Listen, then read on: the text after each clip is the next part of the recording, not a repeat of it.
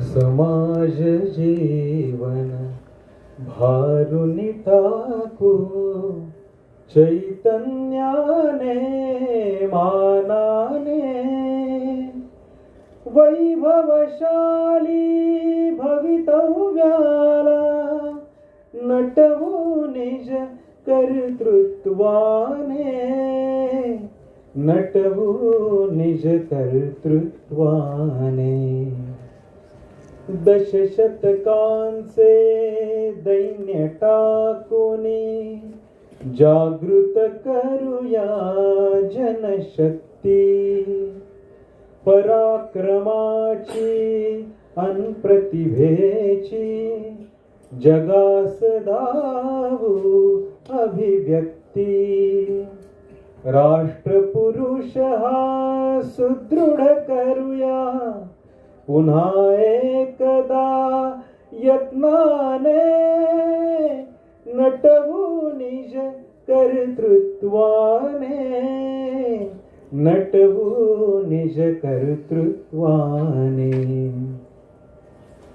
सागर लाटा रोज सांगती नव्या युगाची आव्हाने गिरिशिखरातून ऐकू येती मायभूमीची जयगाणे ती आव्हाने पेलायाला उभे राहूया ऐक्याने नटवू निज कर्तृत्वाने नटवू निज कर्तृत्वाने परिश्रमांचा सेतू बांधू संघटनेच्या दलभारे नको कुणाची कृपा आपणा आक्रमू धरती नभसारे व्यक्ती व्यक्तीच्या कर्तृत्वाला उधाण आणू सहजपणे नटवू निज कर्तृत्वाने नटवू निज कर्तृत्वाने समाज जीवन भारुनि टाकू चैतन्याने मानाने वैभवशाली भवितव्याला नटवू निज कर्तृत्वाने नटवू निज कर्तृत्वाने नटवू निज कर्तृत्वाने नटवू निज कर्तृत्वाने.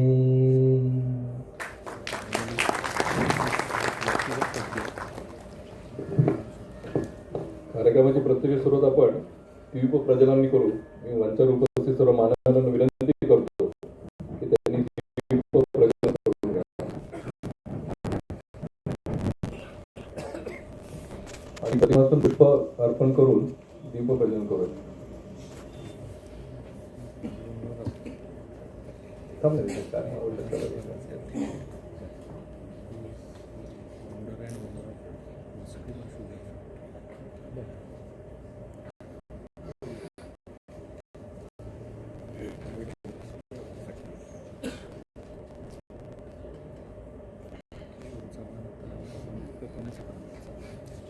भारत माता की जय. जय श्री राम. जय श्री राम.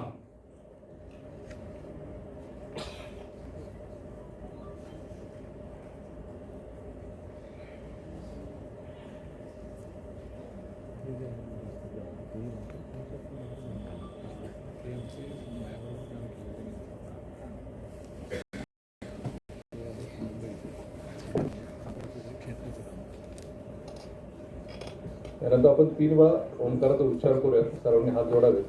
सामूहिक मोड्या मी सुरुवात करतो.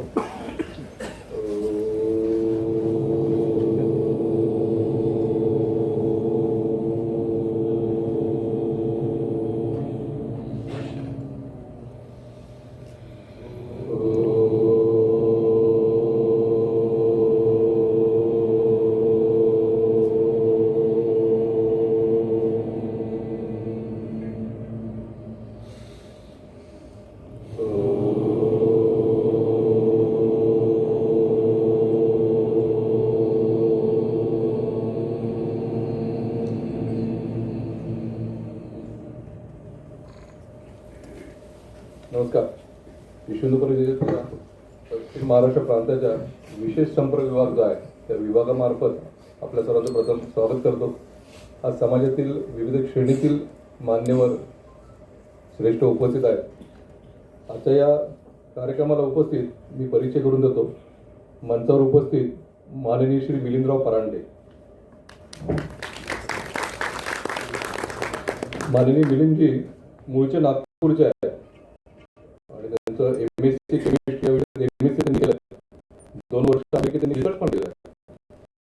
सन 1990 पासून त्यांची सुरुवात झाली. तर सन 1990 पासून राष्ट्रीय स्वयंसेवक संघाचे प्रचारक म्हणून त्यांची सुरुवात झाली.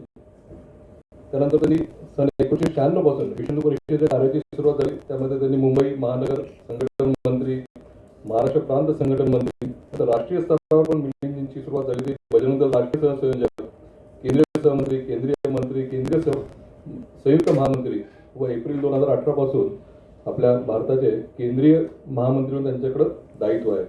पूर्ण भारताच्या कानाकोपऱ्यात त्यांचा प्रवास चालू असतो. आज ह्या पुण्यातल्या त्यांच्या 2 दिवसाच्या दौऱ्याचं औचित्य साधून हा विशेष संपर्क विभागाच्या कार्यक्रमाचं आपण इथं आयोजन केलं आहे. त्यानंतर माननीय श्री पांडुरंगजी राऊत साहेबांकडं पश्चिम महाराष्ट्र प्रांताचे माननीय अध्यक्ष म्हणून जबाबदारी आहे. त्यांचा व्यवसाय श्रीनाथ मस्कोवा साखर कारखाना, या साखर कारखान्याचे संस्थापक अध्यक्ष आहेत. तर प्रसिद्ध आणि यशस्वी उद्योजक म्हणून त्यांचं आज पुणे शहर आणि महाराष्ट्रात नाव आहे. त्यानंतर श्री संजयराव मुद्राळे. संजयराव गेली अनेक वर्ष विश्व परिषदेचं काम करतात. आता त्यांच्याकडे विश्व परिषदेचे पश्चिम महाराष्ट्र प्रांताचे प्रांत मंत्री म्हणून त्यांच्याकडे आता दायित्व आहे. त्यानंतर माननीय श्री संजयराव ढवळीकर. संजयराव पण उद्योजक आहेत आणि आपला जो विशेष संपर्क विभाग आहे ते विशेष संपर्क विभागाचे 2 क्षेत्र आहेत. एक मुंबई क्षेत्र आणि एक बेंगलोर क्षेत्र. त्या क्षेत्राचे त्यांच्याकडे प्रमुख म्हणून दायित्व आहे. समोर स्टेजवर बसलेले माननीय अनिरुद्ध उर्फ अण्णा पंडित.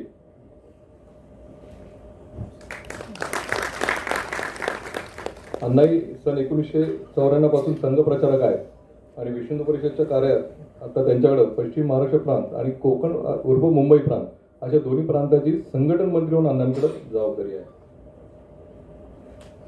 त्यानंतर आता कार्यक्रमाचा प्रास्ताविक थोडक्यात आपल्याला नमूद करतो.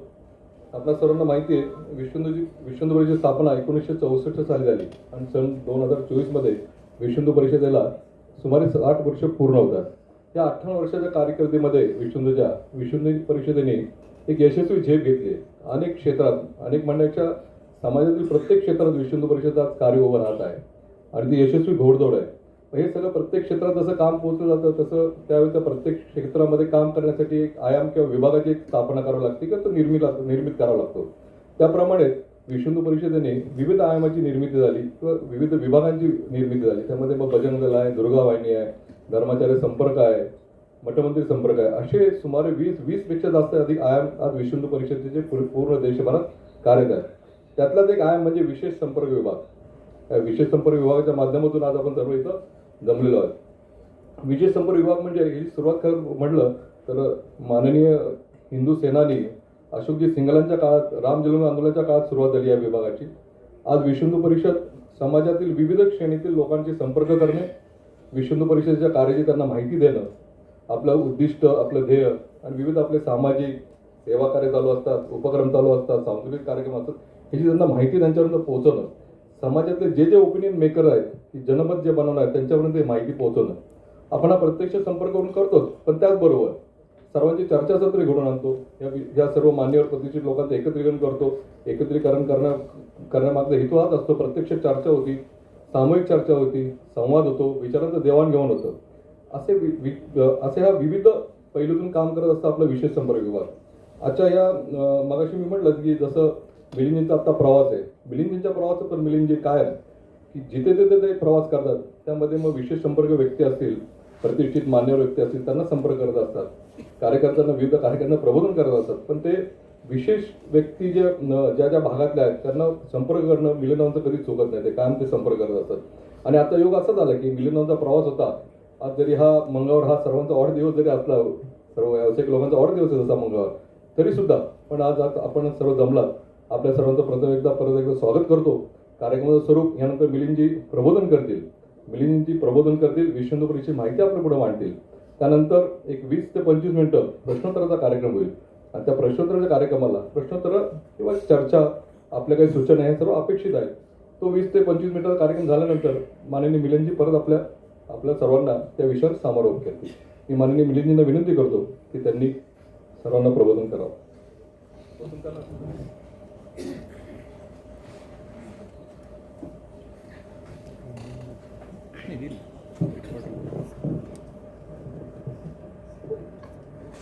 आदरणीय श्री पांडुरंगजी, श्रीमान संजय राव, दोन संजय राव आहेत मंचावर, दोघेही, आणि किशोरजी. आणि या कार्यक्रमाकरता जसं किशोरजी म्हणाले की वर्किंग डेला सुद्धा वेळात वेळ काढून आपण सगळेजण आला, तर पुण्यामधले आपले असे सगळे समाजातले खूप प्रतिष्ठित आणि महत्त्वाची मंडळी, सगळ्यांना एकदा नमस्कार करतो आणि धन्यवाद करतो. आपल्या कामाशी, विश्व हिंदू परिषदेच्या कामाशी वेगवेगळ्या पद्धतीने लोक परिचित आहेत. काही जणांनी प्रत्यक्ष जवळून काम पाहिलंय म्हणून परिचित आहेत, आणि काही लोक मीडियामध्ये जे काही विषय येत असतात ते ऐकून सुद्धा विश्व हिंदू परिषदेबद्दल अनेक जणांची मतं बनत असतात, त्यामुळे त्या दृष्टीने सुद्धा परिचित आहेत. आणि म्हणून अशा प्रकारचे कार्यक्रम की ज्याच्यामध्ये आपल्या कार्याची रूपरेषा थोडी सगळ्यांसमोर मांडणं आणि समाजाचं काम असल्यामुळे समाजाच्या काही सूचना, प्रश्न असतील तर त्याबद्दल विचार करणं, आणि अशा प्रकारचे कार्यक्रम आपण करत असतो. आज आपण जसं यांनी म्हटलं तसं 2 भागामध्ये करू. काही विषय मी आपल्यासमोर मांडण्याचा प्रयत्न करतो, आणि आपल्याही मनामध्ये विश्व हिंदू परिषदेच्या कार्याबद्दल किंवा तत्सम काही प्रश्न किंवा काही सुझाव या अर्थाने असतील तर त्याच्याकरता काही वेळ राहील, आणि मग पुन्हा शेवटी आपण त्याचा समारोप करू. आत्ता आपण पाहिलं तर आपल्या देशाची स्थिती अनेक प्रकारच्या आव्हानांनी परिपूर्ण आहे, आणि खूपदा बोलत असताना ज्याला काय म्हणतात असे नकारात्मक विषय अधिक येतात की ही समस्या आहे, ती समस्या आहे. पण खरं जर पाहिलं तर मागच्या 1500 वर्षामध्ये जेवढी अनुकूलता हिंदू समाजाकरता कधीही नव्हती तेवढी अनुकूलता आज देशामध्ये आहे. आणि म्हणून या अनुकूलतेमध्ये आपण काय करू शकतो हा सुद्धा एक वेगळ्या प्रकारचा विचार आहे. समस्या नाहीत असं नाही, समस्या आहेतच, आव्हानं आहेतच, पण ज्या प्रकारची निराशा अनेक लोकांच्या बोलण्यामध्ये प्रकट होते त्या प्रकारच्या निराशेचं चित्र निश्चितच नाही आहे. आणि म्हणून खरोखर आजची स्थिती कशी आहे आपण जर पाहिलं तर जसं रामजन्मभूमीचं आंदोलन की ज्याचं नेतृत्व पूज्य संतांच्या मार्गदर्शनामध्ये विश्व हिंदू परिषदेने केलं, आणि सोबत संघ विचार परिवाराच्या सगळ्या संघटना होत्या, ही सगळी शक्ती होती. तर त्या आंदोलनाबद्दल बोलत असताना V.S. नायपॉल यांनी म्हटलं होतं, "A wounded civilization is standing up again to reassert its nobility and self-respect and its greatness." म्हणजे एक ही आपली जी हिंदू सभ्यता आहे, संस्कृती आहे, अशाच प्रकारचं वाक्य महात्मा गांधींच्या सुद्धा बोलण्यात आलं होतं आधी, की हिंदू समाज आणि हिंदू सभ्यता थकलेली आहे संघर्ष करत करत, आणि म्हणून थोड्या वेळ थांबले, थोड्या वेळ विश्रांती घेतली आणि पुन्हा उठून उभी राहील. नायपॉलांनी म्हटलं तशाच प्रकारचा विषय. आज ती प्रक्रिया, उभी राहण्याची प्रक्रिया सुरू झालेली आहे. आपण योगी अरविंदांचं सुद्धा ऐकलं तर ते म्हणाले की त्यांचं 1947चं भाषण आहे, आणि त्यांनी म्हटलं की "An old era is ending now and a new era is starting." आणि ते म्हणाले की भारत जो उठून उभा राहतोय, तर माझं मत आहे, ते म्हणाले की भारत हा केवळ स्वतःच्या भौतिक उन्नती करता उभा नाही राहत आहे, तर विश्व कल्याणाकरता तो उभा राहतोय. योगी अरविंदांचं 15 ऑगस्ट 1947चं भाषण आहे, आणि 15 ऑगस्ट दिवस महत्वाचा आहे कारण तो योगी अरविंदांचा जन्मदिवस सुद्धा आहे. आणि अशी द्रष्टी मंडळी की ज्यांनी प्रत्यक्ष भूत, वर्तमान, भविष्य सगळ्याच्या पलीकडे जाऊन काळाला पाहिलेलं आहे, स्वामी विवेकानंदजी सुद्धा हेच म्हणतात की भारत मातेला मी आता उठून पुन्हा आपल्या सिंहासनावर प्रतिष्ठित होताना पाहतोय. आणि म्हणून खरोखर जे या द्रष्टा ऋषींनी पाहिलं ते प्रत्यक्ष घडतंय. कधी कधी जे अनेक समस्या आपल्याला दिसतात समाज जीवनामध्ये, राष्ट्र जीवनामध्ये, तेव्हा वाटतं की अरे या काय केवळ गोष्टीच आहेत की खरोखर घडणार आहे. पण जेव्हा आपण म्हणतो की एक देश, एक समाज उठून उभा राहतोय, त्याच्यामध्ये आपण सगळेजण आहोत. दुसरा कोणी उठून नाही उभा राहते, आपल्याला उठून उभं राहायचं. हा त्याचा एक दुसरा अर्थ आहे. जर आपण उठून उभे राहिलो आणि आपण काही केलं तर निश्चितच हा देश, ही सभ्यता पुन्हा त्या ग्रेटनेसला एक प्राप्त करू शकेल. काही लोकांना वाटतं रे संघवाले आणि विश्व हिंदू परिषदवाले असंच बोलत असतात. असं कधी काही होतं थोडीच. सगळा एक निराशेचा कालखंड आहे असं वाटतं भूतकाळ म्हणजे.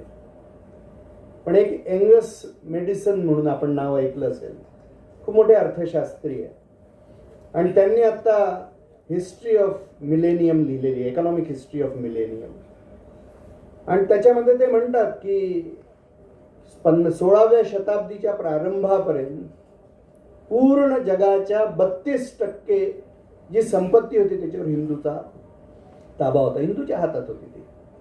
आणि 17व्या शताब्दीपर्यंत सुद्धा 22% होती. म्हणजे ही स्थिती केवळ 300-400 वर्षापूर्वीची आहे.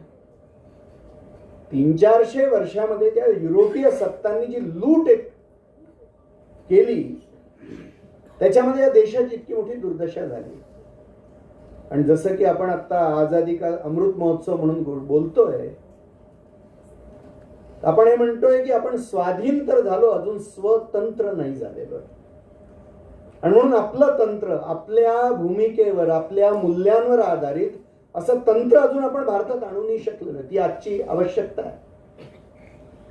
आणि म्हणून एक 75 वर्ष झाली आहे तरी आज एक परिवर्तन होतंय, खूप मोठं परिवर्तन होतंय निर्णय प्रक्रियेमध्ये, इम्प्लिमेंटेशन मध्ये.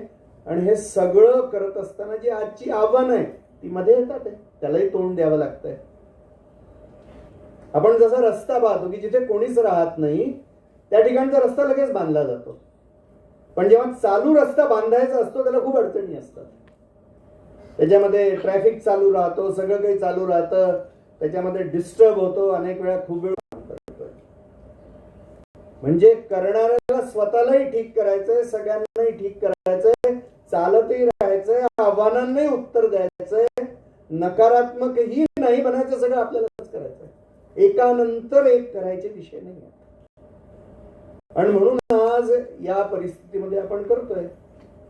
आज आपल्याला काय दिसतंय की आर्थिक सत्ता म्हणून पुन्हा भारत आता पुढे येत चाललेला आहे. ऑलरेडी जपान आज अजूनही थोडा पुढे आहे, पण बरोबरीत येतोय आपण. जर्मनी आहे, इंग्लंड आहे, आज ह्यांच्या सुद्धा पुढे आपण चाललेलो आहे. आज सगळेजण असं म्हणतात की सर्व समस्या असताना सुद्धा भारताची अर्थव्यवस्था खूप मोठी होणार आहे. कदाचित 2030 नंतर दुसऱ्या क्रमांक की तिसरा क्रमांक आणि थोडस पुढे जाऊन पहिल्या क्रमांकावर येईल का, असं आता अनेक जण म्हणायला लागलेले आहेत. आज आपण जर पाहिलं तर फॉर्च्यून 500 कंपनीज मध्ये सुद्धा अनेक कंपन्यांचे प्रमुख हे भारतीय आहेत. हे दिसायला लागलेलं आहे आता. सीईओज असतील, सीएफओज असतील, अनेक प्रकारच्या पदांवर ते प्रमुख म्हणून येत आहेत. आज वेगवेगळ्या दृष्टीने आणि असं घडण्यामध्ये आश्चर्य नाही. आज जवळजवळ आपल्या जवळ 88 करोडचा लेबर फोर्स आहे आज आपल्या देशामध्ये. आणि काही वर्षांमध्ये हा लेबर फोर्स 100 करोड्सला क्रॉस करेल, ही स्थिती आहे. आज जगातली सर्वात मोठी तरुण शक्ती आज देशामध्ये आहे, हे वास्तव आहे. दिशा देण्याची गरज आहे. आज जगातलं सर्वात जास्त कृषी योग्य जमीन भारताजवळ आहे आणि सर्वात जास्त इरिगेटेड जमीन सुद्धा भारताजवळ आहे आज जगामध्ये. त्यामुळे पॉझिटिव्ह खूप आहेत आता आम्हाला. त्याला आपण कशी दिशा देऊ हा एक खूप मोठा अनुकूलतेचा विषय आहे. आणि अनेक प्रयत्न केल्यावर सुद्धा पुन्हा हिंदुत्वाचा विचार हा आता पुन्हा समाजाला स्वीकार्य होत चाललाय. जी अनुकूलता वाढताना आपल्याला दिसते विश्व हिंदू परिषदेने जे राम जन्मभूमीचं आंदोलन घेतलं त्याचा एक जो मोठा परिणाम आहे तो हाच आहे की एक हिंदू स्वाभिमानाची हिंदू सत्वाचं एक खूप मोठं जागरण झालं. राम जन्मभूमीच्या आधी कोणीही हिंदुत्वाला नाकारून या देशामध्ये राजनीतिक दृष्टीने यशस्वी होऊ शकत होता. त्याचा अपमान करून सुद्धा आज ती स्थिती नाही. कोणाला आवडो की ना आवडो समाज जीवनाच्या आणि राजनीतिक जीवनाच्या केंद्रबिंदूमध्ये हिंदुत्व आलेलं आहे. हे राम जन्मभूमीचा परिणाम आहे. आणि जो एक विभाजित झालेला समाज होता आज करोडो लोक मी हिंदू या भावनेनी प्रत्येक जाती बिरादरी पंथ संप्रदायामध्ये असे करोडो लोक पूर्ण देशामध्ये उभे राहिलेले. असं कधीच नव्हतं पूर्वी. म्हणजे आपण एकदम विक्रम संवत आणि शालिवान शकाच्या गोष्टी करतो. या गोष्टी 1900-2000 वर्षापूर्वीच्या आहेत की जेव्हा देशातल्या एखाद्याला राजाला वाटायचं की सीमेवर संकट आलं तर तो ती माझी समस्या आहे म्हणून. आणि नंतरची सगळी युद्ध पहा, एका राज्यात सुद्धा आक्रमण झालं तर बाजूच्या छोट्या राज्यातला राजा येत नव्हता. ही आमची स्थिती होती.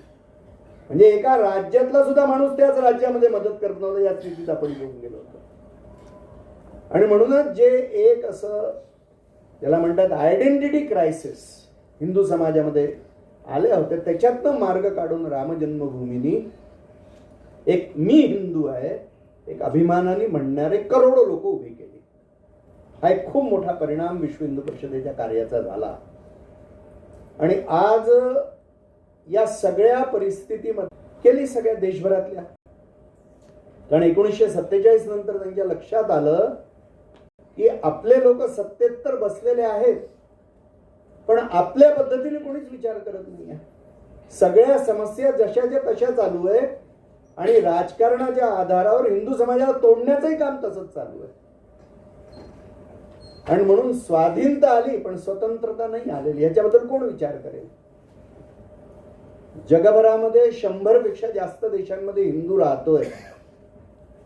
तो हिंदू भारताकडे पाहायला लागला की भारतातल्या हिंदूंनी आम्हाला मदत केली पाहिजे. कारण हिंदूंच्या तत्वज्ञानाचं फाउंटन हेड एक प्रकारे कोणी तर भारत आहे. तर मग एकच हा जो दोष हिंदूंचा देश आहे यांनी आमची चिंता केली पाहिजे. पण भारतातला हिंदू विचार करतोय का त्याचा? श्री कपिल देवजी त्रिनिदादहून आले भारतामध्ये आणि ते भारत सरकारला भेटले. मला वाटतं 1960च्या आसपासची गोष्ट असेल. आणि त्यांनी म्हटलं की आम्हाला त्रिनिदाद मध्ये जो हिंदू 200 वर्षापूर्वी भारतातून गुलाम म्हणून ब्रिटिशांनी नेला, अनेक युरोपीय सत्तांनी नेला, आम्हाला पूजा करायला जागा नाही आहे. आम्हाला पूजा कशी करावी हे सुद्धा माहिती नाही आहे. आज आम्हाला कुठलाही विधी करायचा तर चर्चमध्ये जावं लागतं. तर भारत सरकारने व्यवस्था करावी. भारत सरकारने काय उत्तर द्यावं? त्यांनी म्हटलं की आम्ही केवळ हिंदूंचं बोलत नाही, तुम्ही अशा क्षुद्र गोष्टी करू नका. He was shocked. अरे स्वतंत्र भारताचं सरकार असं म्हणू शकतंय? आणि एकदम निराशा त्यांना आली की भारत स्वतंत्र झाला तरी असं कसं बोललं जात आहे भारतामध्ये. आणि तेव्हा मग ते संघाचे तेव्हाचे द्वितीय सरसंघचालक परमपूज्य गोळवलकर गुरुजींना भेटले. त्यांनी म्हटलं की आम्ही विचार नव्हता केला आतापर्यंत भारताच्या बाहेरच्या हिंदूचा. विचार करू तुम्ही लक्षात आणून दिलाय तर. जातीभेदाचे विषय होते. म्हणजे किती स्खलन किती क्षरण आपल्यामध्ये आलं की आम्ही प्रल्हादाची गोष्ट सांगतो की खांबाला लाथ मारली तर त्याच्यातनं भगवंत प्रकट झाले. कणाकणामध्ये भगवंत. आम्ही मूर्तीची पूजा करणारे आपण सगळे की मूर्तीमध्ये सुद्धा आम्ही देवाला पाहतो. पण दुसऱ्या जातीच्या हिंदूशी आम्ही सन्मानाने वागू शकत नाही अशी आमची स्थिती आहे. एवढा जातीचा अहंकार. म्हणजे कणाकणामध्ये भगवंत पाहणारा हिंदू, सर्व काही चैतन्याने भरलंय असं म्हणणारा हिंदू आणि हिंदूशी सन्मानाने व्यवहार करू शकत नाही. आम्ही घरातला कुत्रा उचलून सुद्धा आपल्या कुशीमध्ये ठेवतो पण एका हिंदूशी आम्ही नीट व्यवहार करू शकत नाही. किती पतन व्हावं माणसाचं.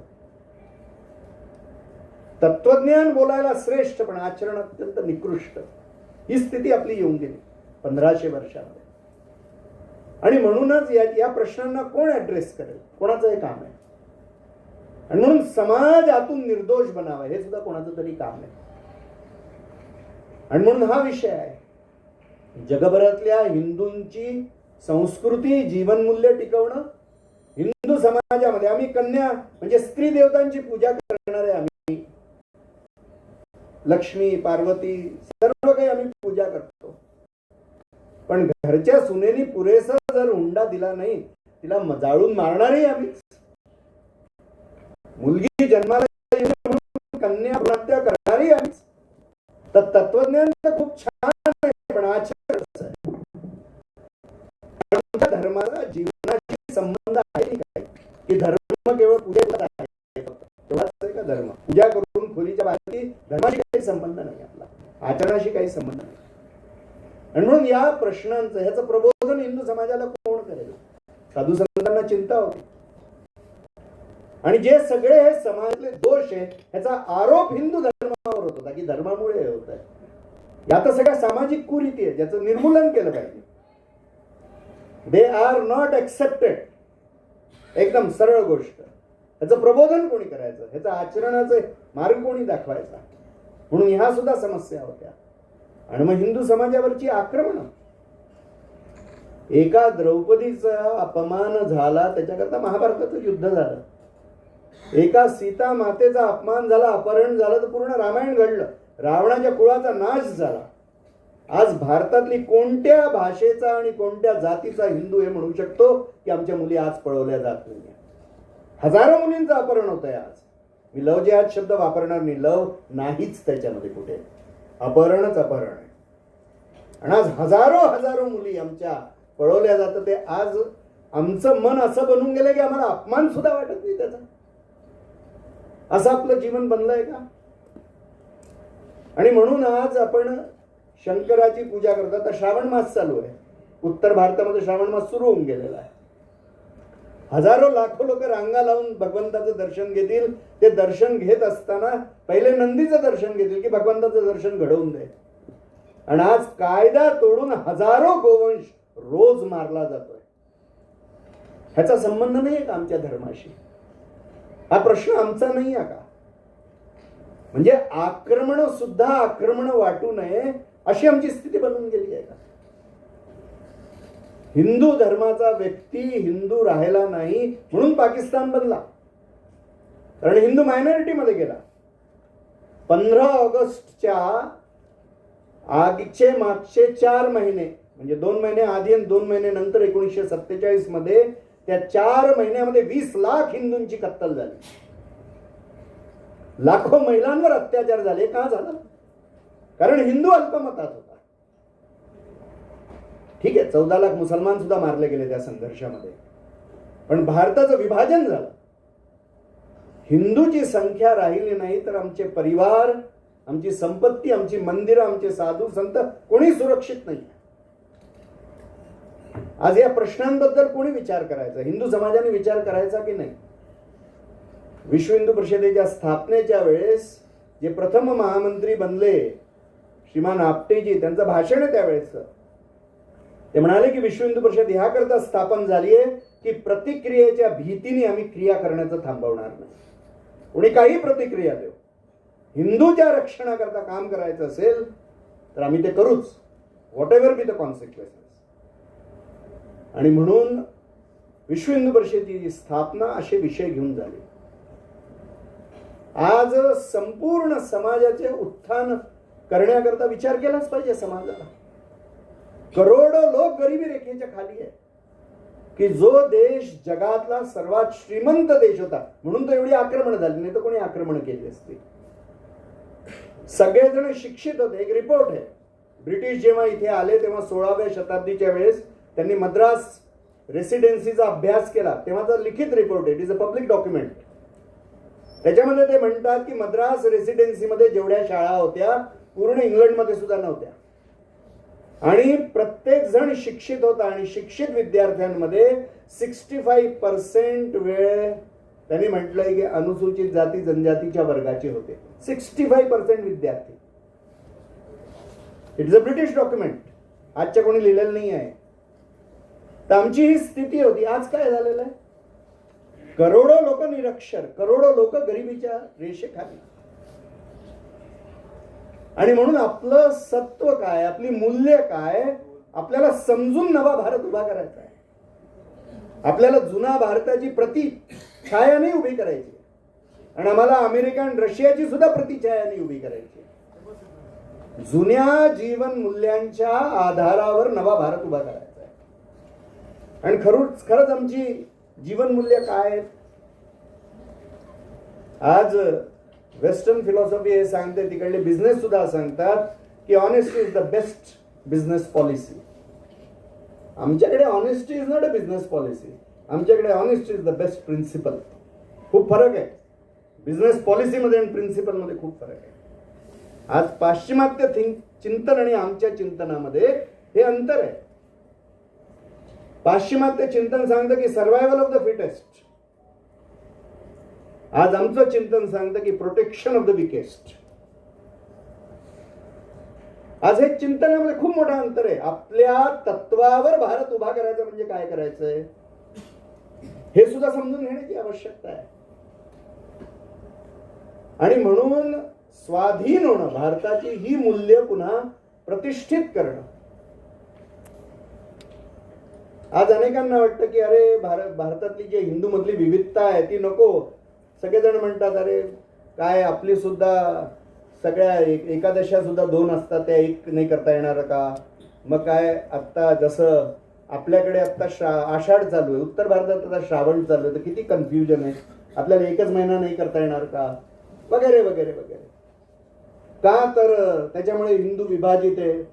मुसलमानांचं पहा, एकच पुस्तक, एकच देव, एकच हे. हिंदूंचे एवढे 33 करोड देवता.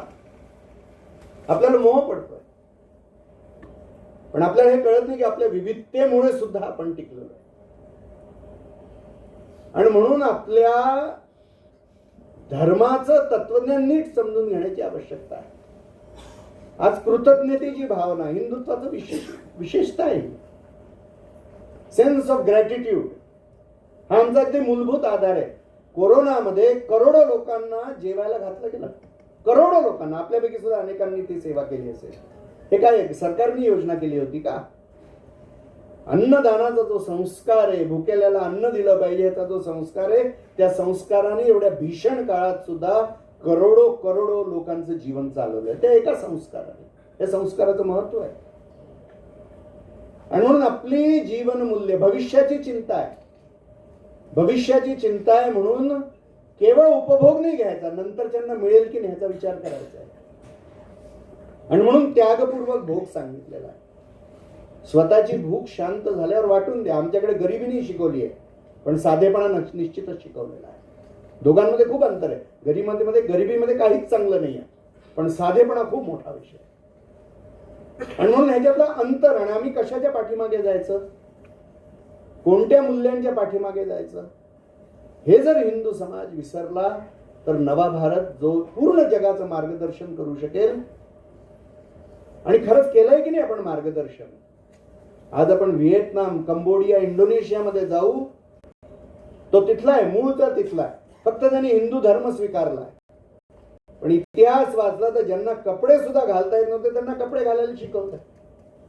आणि सर्वात कठीण नैतिक मूल्य सामाजिक जे आहे ती वैवाहिक जीवनाचं पावित्र्य, ती व्यवस्था तिथे एस्टॅब्लिश केली. खूप मोठं काम आहे. आणि भक्ती मार्ग दिला, धर्माचं शिक्षण दिलं की प्रत्येक व्यक्ती त्या भगवंताला प्राप्त करू शकेल. किती मोठी गोष्ट आहे. आणि म्हणून जेव्हा आपण भारताला सर्वश्रेष्ठ पुन्हा बनवण्याचे विषय करतोय तर आपल्या मनामध्ये पॉलिटिकल पॉवर हा विषय नाही आहे, आपल्या मनामध्ये मिलिटरी पॉवर हा सुद्धा विषय नाही आहे. पण या जगातला प्रत्येक कमजोर व्यक्तीला सुद्धा तो अधिकार असला पाहिजे स्वतःचं जीवन सुंदर बनवण्याचा.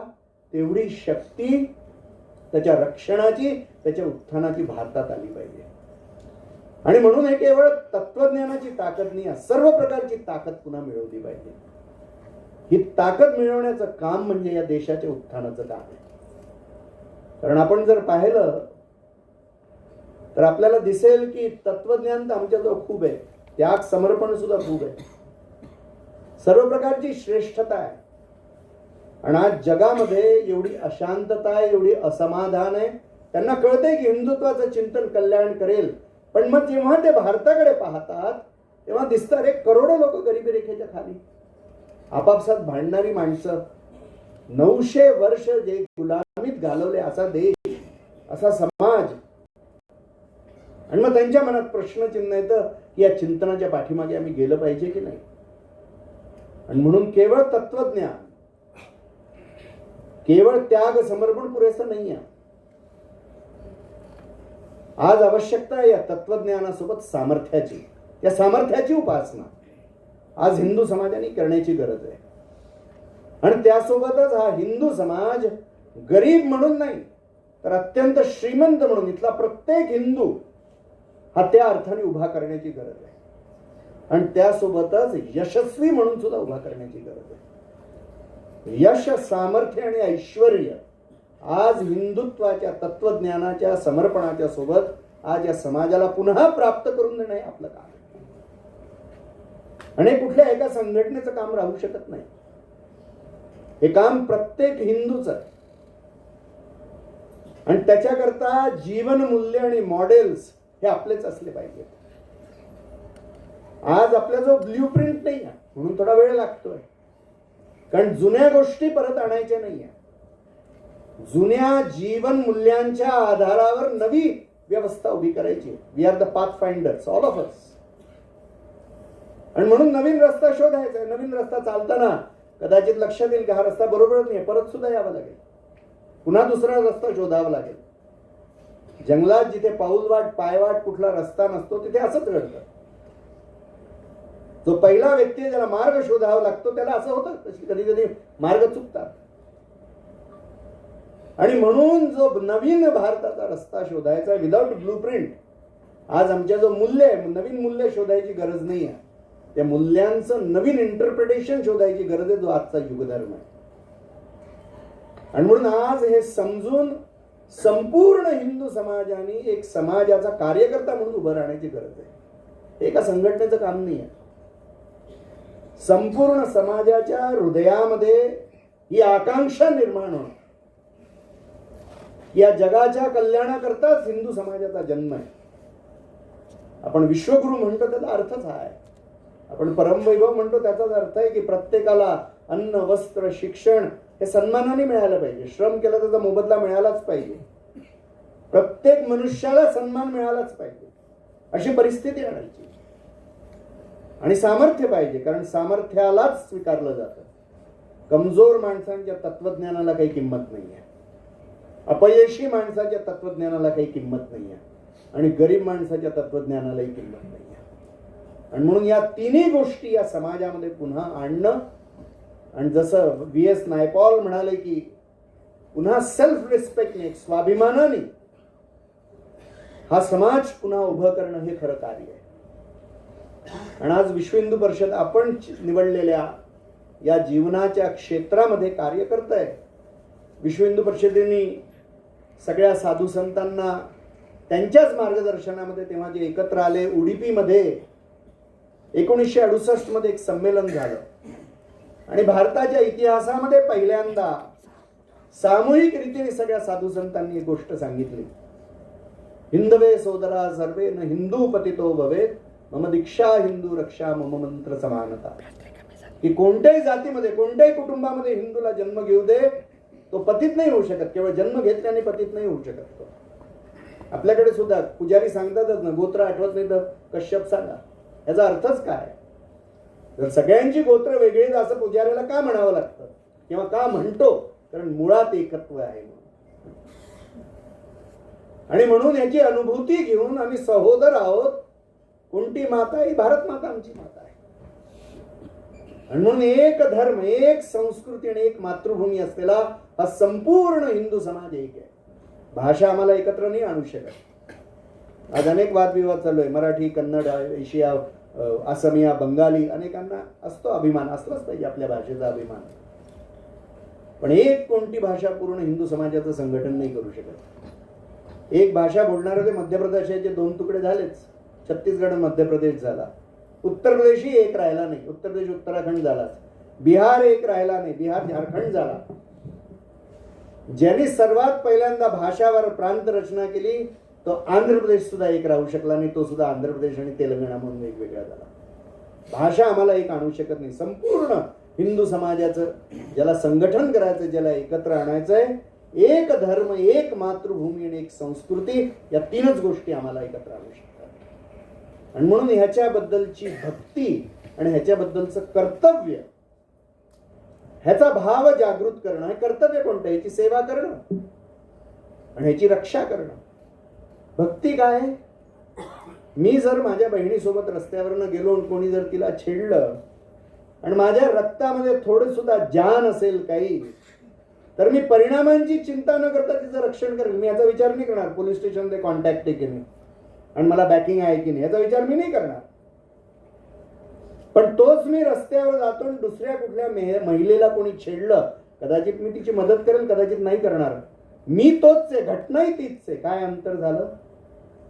ती माझी बहीण होती आणि ती दुसरी कोणीतरी महिला होती. हे जे माझेपण आहे ना, आपलेपण, हीच भक्ती आहे. आज आपल्या समाजामध्ये हा देश माझा आहे, हा धर्म माझा, ही संस्कृती माझी आहे, हा समाज माझा, हा भाव खूप क्षीण झालेला आहे. ह्याचं जागरण हे मुख्य काम आहे. हे जागरण झालं तर या सगळ्या समस्यांना उत्तर आहे. आणि म्हणून या धर्म आणि देशाबद्दलच्या या भावनेचं जागरण, ह्याच्याकरता विश्व हिंदू परिषदेचं कार्य आहे. आणि केवळ ज्या आपण या समतेच्या गोष्टी करतोय, या केवळ बोलण्याचे नाही. राम जन्मभूमीचं मंदिर झालं तेव्हा सगळे संत बसले होते की या मंदिराचं जे भूमिपूजन आहे ते कोण करेल? सगळे पूजनीय शंकराचार्य, मध्वाचार्य, सगळे मोठमोठे जगद्गुरू बसले होते. कोणी सुद्धा करू शकलं असतं, कोणी त्याच्यावर आक्षेप घेतला नसता. पण जर सगळा समाज आपला आणि एक आहे, तर कोणी कुठल्याही हिंदू समाज माणसाने करू शकलं पाहिजे. आणि म्हणून राम जन्मभूमीच्या मंदिराचं भूमिपूजन एका अनुसूचित जातीच्या व्यक्तीने केलं. You have to walk the talk. हे आवश्यक आहे खूप. आपण जे बोलतोय ते आचरणात आणावं लागेल, प्रत्येक हिंदूला आणावं लागेल. तर जे परिवर्तन, ज्या शक्तीचा निर्माण आपल्याला करायचा तो आपण करू शकू. आणि म्हणून प्रत्येक हिंदू या भावनेने ओतप्रोत राहून उभा राहावा. जेव्हा विश्व हिंदू परिषदेचं पहिलं विश्व संमेलन झालं, तर सगळ्या साधू संतांसमोर विषय आला की जो हिंदू धर्म सोडून गेला त्याला परत घेतलं पाहिजे. अनेकांनी विरोध केला की शास्त्रात कुठे लिहिलेलं नाही आहे की जो मुसलमान झाला, ख्रिश्चन झाला, त्याला परत घ्यायचं, कुठेच लिहिलेलं नाही. खरंय, लिहिलंच नाही आहे कुठे. हिंदूच कधी जिथे ख्रिश्चन आणि मुसलमान झाला नव्हतं तर ग्रंथात लिहिणार कुठे? पण जेव्हा ही आक्रमण सुरू झाली, त्याच्यानंतर ही समस्या आली. पहिल्यांदा हिंदू समाजासमोर हे आव्हान आलं की असं घडू शकतं. त्याचं उत्तर नव्हतं. आणि म्हणून करोडो लोक हिंदू धर्मातून असेच गेले. तर तेव्हा हा विचार आला की कसं समजवायचं. पूजनीय गोळवलकर गुरुजींनी तेव्हा जो तर्क दिला तो सगळ्या संतांना मान्य झाला की माझ्या खिशामध्ये पैसे आहेत. एक चोर आला, तो घेऊन गेला पैसे, ते तरीच झालेला हिंदू तो माझाच आहे, तो तिकडे गेलेला आहे, त्याला परत आणायचं आहे. संतांना हा विषय समजला आणि मग धर्म म्हणून हे स्वीकारलं. आज जेव्हा आपण नवीन सगळ्या रचनांचा विचार करतोय, समाजातल्या समस्यांचा विचार करतोय, आज आतंकवादाची समस्या वाढते, लवजिहादची समस्या वाढते. आज अशा सगळ्या धमक्या दिल्या जातात की तुम्ही असं बोललं तसं बोललं तर सरतन से जुदा वगैरे वगैरे. आज याचं काय कोण करू शकतंय? आज त्यांना वाटतं की थोडीशी हिंसा दाखवून तुम्ही हिंदू समाजाला घाबरवू शकता. हे शक्य नाही आहे. शस्त्रधारी देवतांचा पूजा करणारा हिंदू हिंसेला घाबरत नाही. पण त्या सत्वाचं स्मरण, त्या सत्वाचं जागरण आणि त्या संघटित शक्तीचं जागरण करून जे जे दोष आपल्या समाजात आलेले आहेत त्या समाजाचं निर्मूलन करण्याकरता विश्व हिंदू परिषद कार्य करते. म्हणून विश्व हिंदू परिषदेचा मठमंदिर विभाग, सेवा विभाग, धर्मांतरण थांबवण्याकरता धर्मप्रसाराचा विभाग, गायीची रक्षा करण्याकरता कसायांच्यातून गायी सोडवण्याचा विभाग. आज विश्व हिंदू परिषद देशातली सर्वात मोठी संघटना आहे जी कसायांच्या हातून गायींना वाचवते. 1.5 लाखापेक्षा जास्त गायी आपण कसायांच्या हातून वाचवतो. आज खूप कठीण काम आहे. बंदूक आणि तलवार घेऊन बसलेल्या कसायाच्या समोर उभं राहून गाय सोडवणं ही खूप वेगळ्या प्रकारची भक्ती आहे. गायीला चारा घालणं खूप श्रेष्ठ आहे, पाणी पिलवणं खूप श्रेष्ठ आहे. ती वेगळ्या प्रकारची भक्ती आहे, ही वेगळ्या प्रकारची भक्ती आहे. सगळ्यांची ताकद नाही आहे करण्याची. आज पूर्ण देशामध्ये मुसलमानांपासून हिंदू पर्यंत पुन्हा लग्न करून सन्मानाचं जीवन देणं हे करणारी सर्वात मोठी संघटना विश्व हिंदू परिषद आहे. मागच्या 6 महिन्यामध्ये 2400 पेक्षा जास्त मुली आपण परत आणली. ताकदीचा हा ताकदीचा खेळ हिंदू समाजाला खेळावा लागेल. आपल्या सत्ताचं रक्षण आज कोणाच्या विरोधात काम करायचं नाही, पण आपल्या विरोधात काम केलं पाहिजे. तो अधिकार हिंदूला आहे. आणि म्हणून आज जी आव्हानं आहे अशा प्रकारची, ती आव्हानं देणं, त्या आव्हानांना तोंड देणं, आणि अजून एक आव्हान आलेलं आहे. जसजशी आपली शक्ती वाढत चालली, युद्ध झालंच कसं, थकला कसा नाही अजून हा समाज, अजूनही कसा लढण्याची शक्ती आणि आकांक्षा ठेवतोय. आणि म्हणून आज आमचे विरोधी असा प्रयत्न करतात की हिंदूच हिंदूच्या विरोधात कसा लढेल. एक नवीन षडयंत्र आहे की हिंदूला समजवणं की अरे तू हिंदू कुठे आहे, तू आपल्या जातीची गोष्ट कर, आपल्या भाषेची गोष्ट कर, आपल्या संप्रदायाची गोष्ट कर. हिंदू म्हणून नको नको, तुझी आयडेंटिटी नाही आहे का, असा अहंकार वाढवण्याचा प्रयत्न. आणि म्हणून आज प्रत्येक हिंदूच्या हृदयामध्ये ही अनुभूती आणणं की मी हिंदू आहे, हे खूप महत्वाचं काम आहे. जाती भाषा पंथ संप्रदायाच्या वरती उठून, म्हणजे आज किती गमतीची गोष्ट आहे, कोणाला ओळख करून द्यावी की मी या जातीचं काम करतो, लगेच लोक सत्कार करणार, अरे खूप मोठे सामाजिक कार्यकर्ते, असं आहे तसं आहे. भाषेचं काम करू तर लगेच लोक सत्कार करणार. आणि मग त्यांना सांगा तुम्ही असं असं धर्माचं काम करता, लोक म्हणते अरे कम्युनल माणूस आहे आपण. म्हणजे जाती भाषाचं काम करणारा खूप मोठा माणूस आणि धर्म जो सगळ्यांहून मोठा आहे ते काम करणारा छोटा माणूस, कशी परिस्थिती येऊन गेली ती. आणि म्हणून हा करेक्टिंग द पर्स्पेक्टिव्ह हे खूप मोठं काम आहे. आम्ही कसा विचार करायचा आपल्या मूल्यांबद्दल, आपल्या चिंतनाबद्दल, आपल्या जीवनाबद्दल कसा विचार करायचा. कारण खूप मोठं आव्हान म्हणजे एक नॅशनल कॅरेक्टर निर्माण करणं. आज हिंदूचं व्यक्तिगत जीवन खूप शुद्ध आहे, पवित्र आहे, चारित्र्य चांगलं आहे, सत्याचा आग्रह असेल, वैवाहिक जीवनाचं पावित्र्य असेल, या गोष्टी आजही भारतामध्ये खूप चांगल्या आहेत. पण जसे एका नाण्याला 2 भाग असतात, एका बाजूला आकडा असतो, दुसऱ्या बाजूला चिन्ह असतं, एक सुद्धा भाग जर मिटला तर त्याला किंमत नाही आहे. तसं मनुष्याच्या जीवनामध्ये सुद्धा पर्सनल कॅरेक्टर आणि नॅशनल कॅरेक्टर हे 2 भाग आहेत. आज नॅशनल कॅरेक्टर म्हणजे काय हे आपण विसरत चाललेलो आहे. आणि म्हणून राष्ट्राच्या समाजाच्या हिताकरता मी करतोय की नाही सगळं काही, हा प्रत्येक हिंदूला विचार केला पाहिजे. मी जे बोलतोय, जो मी व्यवहार करतोय, ज्याचा मी विचार करतोय, जे मी आचरण करतोय, ते देश आणि समाजाच्या हिताकरता आहे की नाही. हाच एकमेव नॅशनल कॅरेक्टरचा, राष्ट्रीय चारित्र्याचा निकष आहे. हे प्रत्येक हिंदूला जर समजलं तर आज आपल्या अनेक समस्यांची उत्तर आपण देऊ शकू. आणि धर्म म्हणजे शेवटी हेच आहे. जेव्हा विश्व हिंदू परिषदेचं घोषवाक्य आहे की धर्मो रक्षति रक्षिता, आपण असं म्हणतो की धर्माचे 2 भाग आहे, एक उपासनेचा भाग आहे. ती उपासना प्रत्येकाची वेगवेगळी असू शकते, कोणाला उपासना सुद्धा करायची नसेल ते सुद्धा चालू शकतं. पण धर्माचा दुसरा भाग म्हणजे ज्याच्यामुळे समाजाची धारणा होते, ते सगळे जीवन मिळते, ज्याच्यामुळे समाज एकत्र राहतो, ज्याच्यामुळे समाजाचं अस्तित्व समाज म्हणून टिकून राहतं, ती सगळी जीवन मूल्य ही धर्मात येतात. म्हणून ती प्रस्थापित करणं, त्याच्या आधारावर पुन्हा जीवन पद्धती एस्टॅब्लिश करणं हे खूप मोठं काम आहे. आज विश्व हिंदू परिषदेचं कार्य, हेच कार्य वेगवेगळ्या पद्धतीने प्रकट होतं.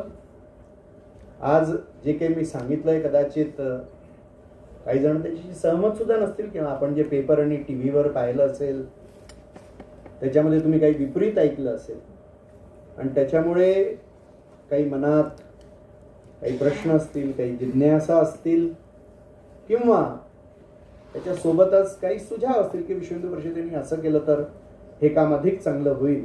कारण आपल्या सगळ्यांचे आपले आपले जीवनाचे अनुभव आहे.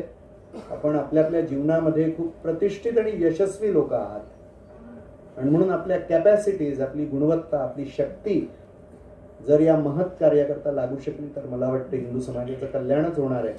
म्हणून काही वेळ आपण अशा प्रश्नोत्तरांकरता ठेवू. कोणी असेल तर स्वतःचा परिचय करू.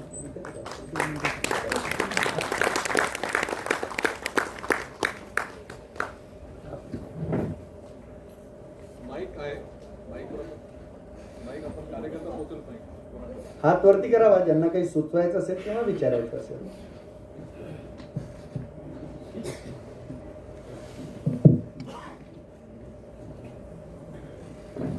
माझं नाव आशिष मानकर आहे.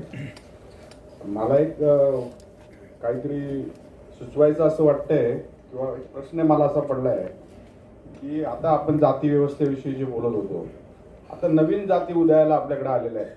प्रत्येक पक्षाची एक वेगळी जात तयार झालेली आहे आणि त्या माणसाकडं एखाद्या पक्षाच्या विषयी एखाद्याने भूमिका मांडली तर त्या पक्षाचा म्हणून त्याच्याकडे बघितलं जातं आणि त्याच्यात अकारण वाद होतात.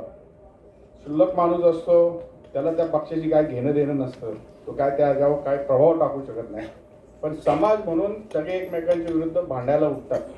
तर त्याच्याविषयी थोडंसं आपण मार्गदर्शन करावं. कसं आहे, कुठली न कुठली व्यवस्था समाज चालवायला लागणारच आहे. बिना व्यवस्थेचा समाज ही एकदम सत्ययुगाची कल्पना आहे. आजच्या कलियुगामध्ये कुठली न कुठली व्यवस्था लागणारच आहे. आपण जे म्हणतोय की कुठली व्यवस्था येऊ दे त्याच्यात भेदभाव नसावा, हा त्याच्यातला मूळ भाग आहे. आणि दुसऱ्याच्या विचारांचा आदर व्हावा. हे जर आपण भान ठेवलं तर आपण वेगळे विचारांनी त्या अर्थाने राहून सुद्धा काही समान गोष्टी आपल्याला धुरा की राष्ट्र कल्याण, धर्माचं कल्याण, समाजाचं कल्याण ह्याच्याबद्दल तर एकमत असलं पाहिजे ना. हा मार्ग चालावा की तो मार्ग चालावा ह्याच्याबद्दल दुमत असू शकत, पण राष्ट्राबद्दल, देशाबद्दल, धर्माबद्दल तर दुमत असू नये. म्हणजे जसं सीएचा कायदा आला तर सगळ्यांनी विरोध केला. केंद्र सरकारने तो कायदा आणला. भारताच्या 1500 वर्षाच्या इतिहासामध्ये भारतातल्या हिंदूंनी पहिल्यांदा जगभरातल्या हिंदू करता काही केलं असेल तर ते आहे. खूप मोठी गोष्ट. त्याचा सुद्धा विरोध झाला, कारण नव्हतं. ह्याला आपण राष्ट्रविरोधी म्हणू. आणि म्हणून हे तर प्रशिक्षण द्यावंच लागेल. समाज जितक्या अर्थाने या भावनेने ओतप्रोत होईल तितक्या भावनेने सगळ्यांचं कल्याण होईल. हे जोपर्यंत आपण करू शकणार नाही. मी नॅशनल कॅरेक्टरचा जो विषय केला, राष्ट्रीय चारित्र्याचा याचा संबंध याच्याशीच आहे की देश कल्याण, देशाचं कल्याण, धर्माचं, समाजाचं कल्याण ह्याच्याबद्दल दुमत या देशात नको कोणाचं. मार्गाबद्दल असू शकेल आणि म्हणून 2 पार्टी 3 पार्टी असू शकतील राजकारणाच्या, त्यांनी यावं, आपले प्रयोग करावे. पण देशाच्या अकल्याणाचा विषय हा कोणाचाच अजेंडा असू शकत नाही, असू नये. देशप्रेम, धर्मप्रेम, समाजाचं कल्याण हा विवादाचा मुद्दा असू नये. ही परिस्थिती आणणं हा कामाचा एक भाग आहे. पहिले तुम्ही मग तुम्ही. ठीक आहे ना, जरा मलाही दिसेल काय हरकत नाही. हां सांगा. नमस्कार, मी डॉक्टर समीर कुमार शाह. आपल्याकडे सध्या आर्थिक वसाहतवाद हा एक मुद्दा आहे. अर्थात त्याचा म्हणजे काय आर्थिक वसाहतवाद म्हणजे सध्या एकंदरच आपण एक पॅन्डेमिक सिच्युएशनमधून गेलो जात आहोत सध्या सुद्धा. जस्ट उदाहरण द्यायचं म्हणजे चीनसारख्या देशानं साधारणतः $4 ट्रिलियन एवढा रेव्हेन्यू या काळात मिळवलेला आहे. कदाचित या गोष्टींचे कळत नकळत परिणाम होत असतात एकंदरच सर्व आपल्या याच्यावरती. तर या बाबतीमध्ये आपण काय करू शकतो? ऑफकोर्स आपलं हिंदू इकॉनॉमिक फोरम पण आहेच, परंतु या पुढेही जाऊन आपल्याला आणखीन काही करता येऊ शकेल का या संदर्भात? कसं आहे, विश्व हिंदू परिषदेचं तसं ते कार्यक्षेत्र नाही आहे आर्थिक विषय, पण धर्मस्य मूलम अर्थ हे सुद्धा आहेच. अर्थाशिवाय धर्माची रक्षा होऊ शकत नाही हे सुद्धा आहे. तो एक महत्वाचा विषय. त्यामुळे आपण सेवेच्या माध्यमातून ते करतोय. विश्व हिंदू परिषदेच्याच एका प्रकारातून हिंदू इकॉनॉमिक फोरमचा विषय जसा तुम्ही उल्लेख केला, आपण आता वर्ल्ड हिंदू काँग्रेस म्हणून एक आयोजन झालं होतं 2018 मध्ये शिकागो, अमेरिकेमध्ये. तर देशाच्या बाहेर जगभरातल्या हिंदूंनी एकत्र येऊन हिंदू समाजाबद्दल आणि जगाबद्दल विचार करावा. तर 2018 मध्ये शिकागोमध्ये संमेलन, त्याच्यात 65 देशातले हिंदू आले होते. तर कोणी उपराष्ट्रपती होते, अनेक हिंदू आता विदेशामध्ये सुद्धा मोठमोठ्या राजकीय पदावर गेलेले आहेत. अनेक जण तिथे ज्यांनी त्या कार्यक्रमाची सुरुवात केली तर त्या एक हिंदू महिला होत्या. त्यांचं अमेरिकेतलं प्रायव्हेट डोनेशन युनिव्हर्सिटीला सर्वात मोठं होतं. $700 मिलियन प्रायव्हेट डोनेशन. आपण विचार करू शकता.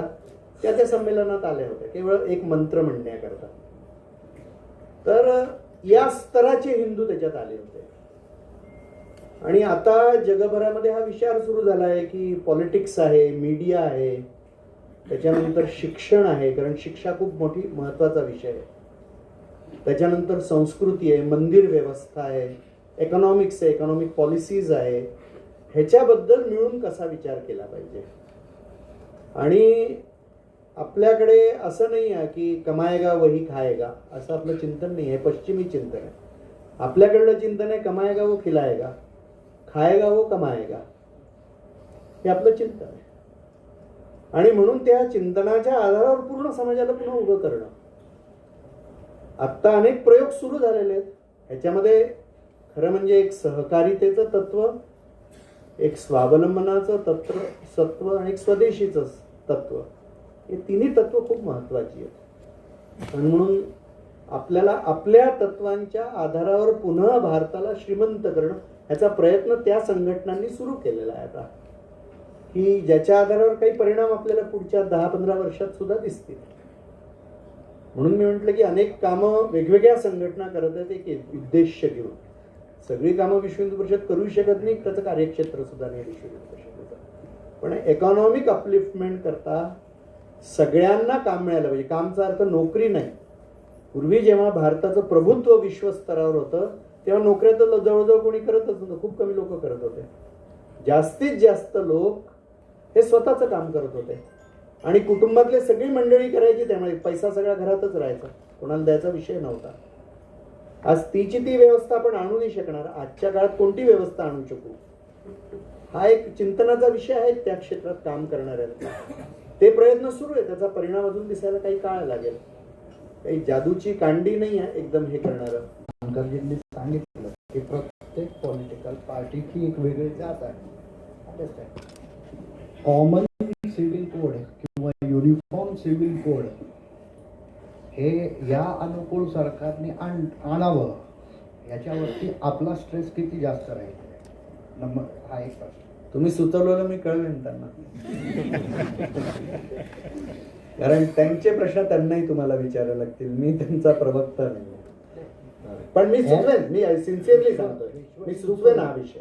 विश्व हिंदू परिषद पडून ही जी तुम्ही समाज व्यवस्था सांगितली की आपल्याला सगळ्यांना जोडायचं असेल तर जसं सरांनी सांगितलं हा प्रश्नच मिटला. दुकानं आपोआप बंद होते. कसं आहे, हा प्रश्न इतका सोपा नाही आहे. मी जसं म्हणेल की आपण जेव्हा कॉमन किंवा युनिफॉर्म सिव्हिल कोडचा, बसा ना कृपया, कॉमन किंवा युनिफॉर्म सिव्हिल कोडचा विचार करतोय तेव्हा आपल्या मनामध्ये थोडा नकारात्मक विषय आहे. आपण मुसलमानांचा फक्त विचार करून युनिफॉर्म आणि कॉमन सिव्हिल कोडचा विचार करतोय. आपल्या नाही, मी वेगळ्या पद्धतीने म्हणतोय. म्हणजे आपल्याला असं वाटतं की लग्नाचा नियम, ह्याचा नियम, त्याचा नियम सगळ्यांचा सारखा झाला तर मग कॉमन सिव्हिल कोडचा अर्थ बहुतेकांच्या मनामध्ये तेवढाच आहे, फक्त अँटी मुस्लिम एवढाच. ती समस्या आहे, त्याचं उत्तरही द्यायचं आहे. पण मॅरेज लॉज आहेत, सक्सेशन लॉज आहेत, या सगळ्यांचे अनेक समाजांमध्ये वेगवेगळे नियम आहे. आजही हिंदूंमध्ये सुद्धा जनजातीय समाजाची, ट्रायबल सोसायटीचे काही वेगवेगळ्या पद्धती आहे. ते अनेक विषय सुद्धा या विषयात येणार आहे. त्यामुळे हा विषय इतका वाटतो तेवढा सोपा नाही आहे. आणि म्हणून काही प्रयोग आता काही राज्यांमध्ये सुरू झालेले आहेत. त्या प्रयोगांचं काय होतं हे पाहून एक नॅशनल पर्स्पेक्टिव्ह घ्यावा लागेल. हा वाटतो तेवढा सोपा विषय नाही आहे. आवश्यक असलं तरी सोपा नाही आहे, एवढं नक्कीच. दुसरं एक साधारणपणे एक प्रयोग जो मला वाटतं की आज आपण एका एरियामधनं जरी गेलो तरी आपण बघतो सर की छोटे छोटे फार मंदिरं आहेत ज्याच्यावरती लक्ष नसतं लोकांचं. जसं तुम्ही आता नॅशनल कॅरेक्टरचं म्हणा, temple, what is the need of temple? Temple builds character, if I am not wrong. तर एक असा उपक्रम फक्त आणि फक्त विश्व हिंदू परिषदकडनं व्हायला पाहिजे, ताकी आपण ॲक्च्युली राम मंदिराचे ब्रँड अँबॅसेडर म्हणून ओळखले जातो. विश्व हिंदू परिषदामुळे राम मंदिर झालं हे आता सांगायला काय हरकत नाही. खराब असतं दक्षिण भारतात होत आहे की हजारो मंदिरांवर सरकारी नियंत्रण आहे आता, आणि जो हिंदूंनी दान केलेली जमीन आणि पैसा आहे त्याचा दुरुपयोग होतोय. तर सरकारी नियंत्रणातून मंदिरं मुक्त झाली पाहिजे. आता काही समस्या होत्या, जातीभेदाचा जसा विषय, मंदिर प्रवेशाचा विषय, अशा कारणांमध्ये सुद्धा काही मंदिरं सरकारी ताब्यात गेली, बरोबर आहे. तेव्हा ती समस्या होती, त्याला ते उत्तर दिसत होतं. आज परिस्थिती सुद्धा बदलली आणि ती अजून बदलली पाहिजे. पण तरी सुद्धा सरकारने मंदिरं सांभाळावी हे योग्य उपाय नाही आहे. हिंदू समाजाने स्वतःला ठीक करून ती मंदिरं सांभाळली पाहिजे. तर आता जसं कर्नाटक सरकारने घोषणा केलेली की सगळी मंदिरं कर्नाटक सरकार हिंदू समाजाला सोपवेल, तर 35,000 मंदिरं कर्नाटक सरकारच्या हातामध्ये. ते एका पायावर तयार आहे अशी मंदिरं द्यायला की ज्यांचा यामध्ये एक सुद्धा पैशाची कमाई नाही आहे, ते लगेच द्यायला तयार आहे. पण ज्याच्यामध्ये खूप कमाई आणि खूप प्रॉपर्टी आहे त्याच्याबद्दल सरकारांचा सुद्धा मोह सुटत नाही. त्यामुळे ही खूप चांगली गोष्ट आहे की ते द्यायला तयार आहे. आता प्रश्न असा येतो की त्यांनी म्हटलं आम्ही हिंदू समाजाला देतो, म्हणजे कोणी स्वीकारायची? हा एक खूप मोठा प्रश्न आहे, खरा प्रश्न आहे. मंदिरांचे सगळे प्रश्न हिंदूंचे प्रश्न आहे. पुजाऱ्याचं ट्रस्टीशी पटत नाही. समजून घ्या, जर पटत असलं तर तिथे भाडेकरू आहे त्याच्याशी ट्रस्टीचं पटत नाही. भाडेकरूंनी जागा घेतली त्याचा तो रिन्युअल करत नाही. भाडं 1 रुपया जे काय 100 वर्षापूर्वी देत होतं अजूनही 1 रुपया द्यायचा आहे. ज्या गावातल्या मंदिराच्या जमिनी त्या हिंदूंनीच दाबलेल्या आहे. तर असे अनेक जे विषय आहेत ते विषय हिंदूचे आहेत. त्यामुळे हिंदूचं प्रबोधन करून अशी एक व्यवस्था केली पाहिजे की जी व्यवस्था ते मंदिरांना स्वीकारेल आणि त्या सगळ्या मंदिरांची तुम्ही जे प्रश्न सांगितले, स्वच्छता नाही वगैरे वगैरे सगळे विषय, त्यांना ऍड्रेस करणारी एक व्यवस्था द्यावी लागेल. आणि दुसरं, प्रॉब्लेम रिड्रेसलचा मार्ग काय राहील. समजून घ्या, माझं आता मी खूप निस्वार्थी माणूस आहे आणि मला तुम्ही मंदिराचं प्रमुख केलं आणि माझ्या हातात तुम्ही दिलं की दरवर्षी 10 करोड रुपये तू खर्च करत जा, तर मी किती निस्वार्थी असलो तरी मी सोडत नाही ते पद. आता दुसरा एक निस्वार्थी माणूस आहे तो म्हणतो मलाही करू दे ना, तूच कशाला करतोय. पण मला सोडवत नाही तो अधिकार. हा सुद्धा प्रॉब्लेम आहे. म्हणजे निस्वार्थी माणसांचे सुद्धा खूप प्रॉब्लेम्स आहेत. त्यामुळे तेही सोडवायचा मार्ग कोणता आहे. आणि म्हणून एक रिड्रेसलची पद्धत द्यावी लागेल. असे सगळे विषय आहेत त्याच्यामध्ये. हा एक विषय घेऊन आपण काम करतोय. दुसरा विषय की मंदिरामध्ये आरती झाली पाहिजे, मंदिरातल्या पुजाऱ्यांचं प्रशिक्षण झालं पाहिजे, मंदिरामध्ये उपासना झाली पाहिजे, शास्त्रशुद्ध पूजा झाली पाहिजे. पुजाऱ्यांचं प्रशिक्षण जेव्हा म्हणतोय तेव्हा मी केवळ ब्राह्मण पुजारी म्हणत नाहीये. विश्व हिंदू परिषद पुजाऱ्यांचं प्रशिक्षण करतं. एक तामिळनाडूचं उदाहरण द्यायचं झालं तर 25,000पेक्षा जास्त पुजाऱ्यांचं आपण प्रशिक्षण केलेलं आहे. त्याच्यातले 20% फक्त ब्राह्मण पुजारी असतील, बाकी सगळ्या जाती बिरादरीचे पुजारी आहेत.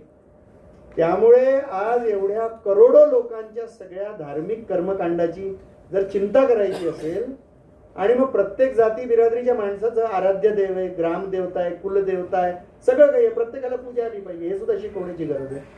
हे सगळे प्रश्न ऍड्रेस करावे लागतील. मंदिरातली अस्वच्छता, अव्यवस्था, अकाउंटेबिलिटीचे विषय, ह्याच्याबद्दल सुद्धा सांगावं लागेल. तर आत्ता आपण मठ मंदिर विभागाच्या माध्यमातून सगळ्या मंदिरांना एकत्र करतो आणि मग मंदिर जे चांगले प्रयोग करत आहेत त्या मंदिरांचे प्रयोग बाकी मंदिरांच्या समोर आणतो. विश्व हिंदू परिषदेची इच्छा नाही की हातात घेऊन ते करावं, पण आपलं हे की कोण चांगलं करतंय त्याचं उदाहरण ठेवावं समोर. धर्माचा प्रचार होतोय का, सामाजिक दृष्टी आहे का, मंदिरात राहणाऱ्या लोकांना, मंदिराला सेवा कार्य करू शकतात आहे का, आजूबाजूचं धर्मांतरण थांबवू शकतात आहे का, वगैरे सगळे विषय. या विषयांकडे लक्ष द्यावं लागणार. हा प्रबोधनाचाच विषय, समाजामध्ये काम करण्याचा विषय. ते काम आपण करतोय, त्याचे परिणामही आता दिसतात आहे. पण एकेका राज्यामध्ये जिथे 70, 80 हजार मंदिर आहे, खूप मोठं काम आहे. मी म्हटलं ना, ही सगळी कामं एक संघटना करू शकेल असं नाही आहे. पण अशी मंदिरं जेव्हा एकत्र येतात आणि तिकडल्या ट्रस्टीजला ती दृष्टी येते तर त्याचा परिणाम होतो. जसं आता मी रत्नागिरी जिल्ह्यात गेलो होतो, तिथे एका तालुक्याच्या सगळ्या मंदिरांचं एकत्रीकरण झालं. तिकडे एक सक्षम मंदिर, मी नाव नाही सांगत, पण त्यांनी म्हटलं की आम्ही 10 मंदिरं दत्तक घेतो आणि त्यांचा आम्ही जीर्णोद्धार करू, आमच्याकडे पैसा आहे तर आम्ही सगळ्यांची पूजा नैवेद्याची व्यवस्था करू. ही दृष्टी आली तर 10ची चिंता होऊन गेली. मंदिरातलं निर्माल्य त्याचं काय करावं कळत नाही. तर आपण आता गोरक्षा विभागाची मदत घेऊन त्या निर्माल्यापासून खत कसं बनवायचं ते प्रसाद म्हणून देतात. प्रत्येकाच्या घरी बगीचा आहे, ते घेऊन जातात प्रसाद म्हणून. त्याचं सगळ्याचं सन्मानपूर्वक व्यवस्था होते. नवीन व्यवस्था द्याव्या लागतील अशा. तर हे काम प्रबोधनाचं आहे. तुम्ही म्हणताय ते सगळेच बिंदू बरोबर आहे, ते आपण करतो सुद्धा आहे आता. आणि अशा शेकडो मंदिरांची चिंता आपण करतोय. गोपुरम साफ करणं, मंदिराची स्वच्छता करणं. विश्व हिंदू परिषद 19,000 सत्संग चालवतात. हे सत्संग कोणत्या न कोणत्या मंदिरामध्ये अशी सेवा देतात आणि अन्य लोकांना ती सेवा देण्याकरता प्रेरणा देतात. तर तुम्ही म्हणताय तीच दिशा आहे कामाची. तुमची सूचना बरोबरच आहे. आपण काही अर्थाने अंमल करायला सुरुवात केलेली आहे, खूप करणं बाकी आहे. एक जरा कोणीतरी हे कंट्रोल करा जरा, कोण काय घे बोलेल केव्हा बोलेल. माझं नाव सुधीर पवार. आपण असं करू, हा मधला भाग, हा भाग आणि हा भाग एक एक एक असं घेतलं. हा जी. Thank you sir. माझं नाव सुधीर पवार आहे. माझा प्रश्न होता तुम्हाला आरक्षणाबद्दल. मी थोडं नवीनच आहे VHP मध्ये, पण थोडासा मला अनुभव आला आहे काय काय आपल्या योजना आहेत, किती काम करतोय आपण, त्यामुळे नक्की माहिती आहे की ह्याची गरज आहे. पण त्याचं फ्लिप साईड अशी आहे की ह्या आरक्षणामुळं बरेचसे ब्रेन ड्रेन होतोय आपला. जे क्वालिफाईड लोक आहेत त्यांना मिळत नाहीये स्पॉट्स म्हणा किंवा अपॉर्च्युनिटी मिळत नाहीये, मग ते बाहेर जात आहेत.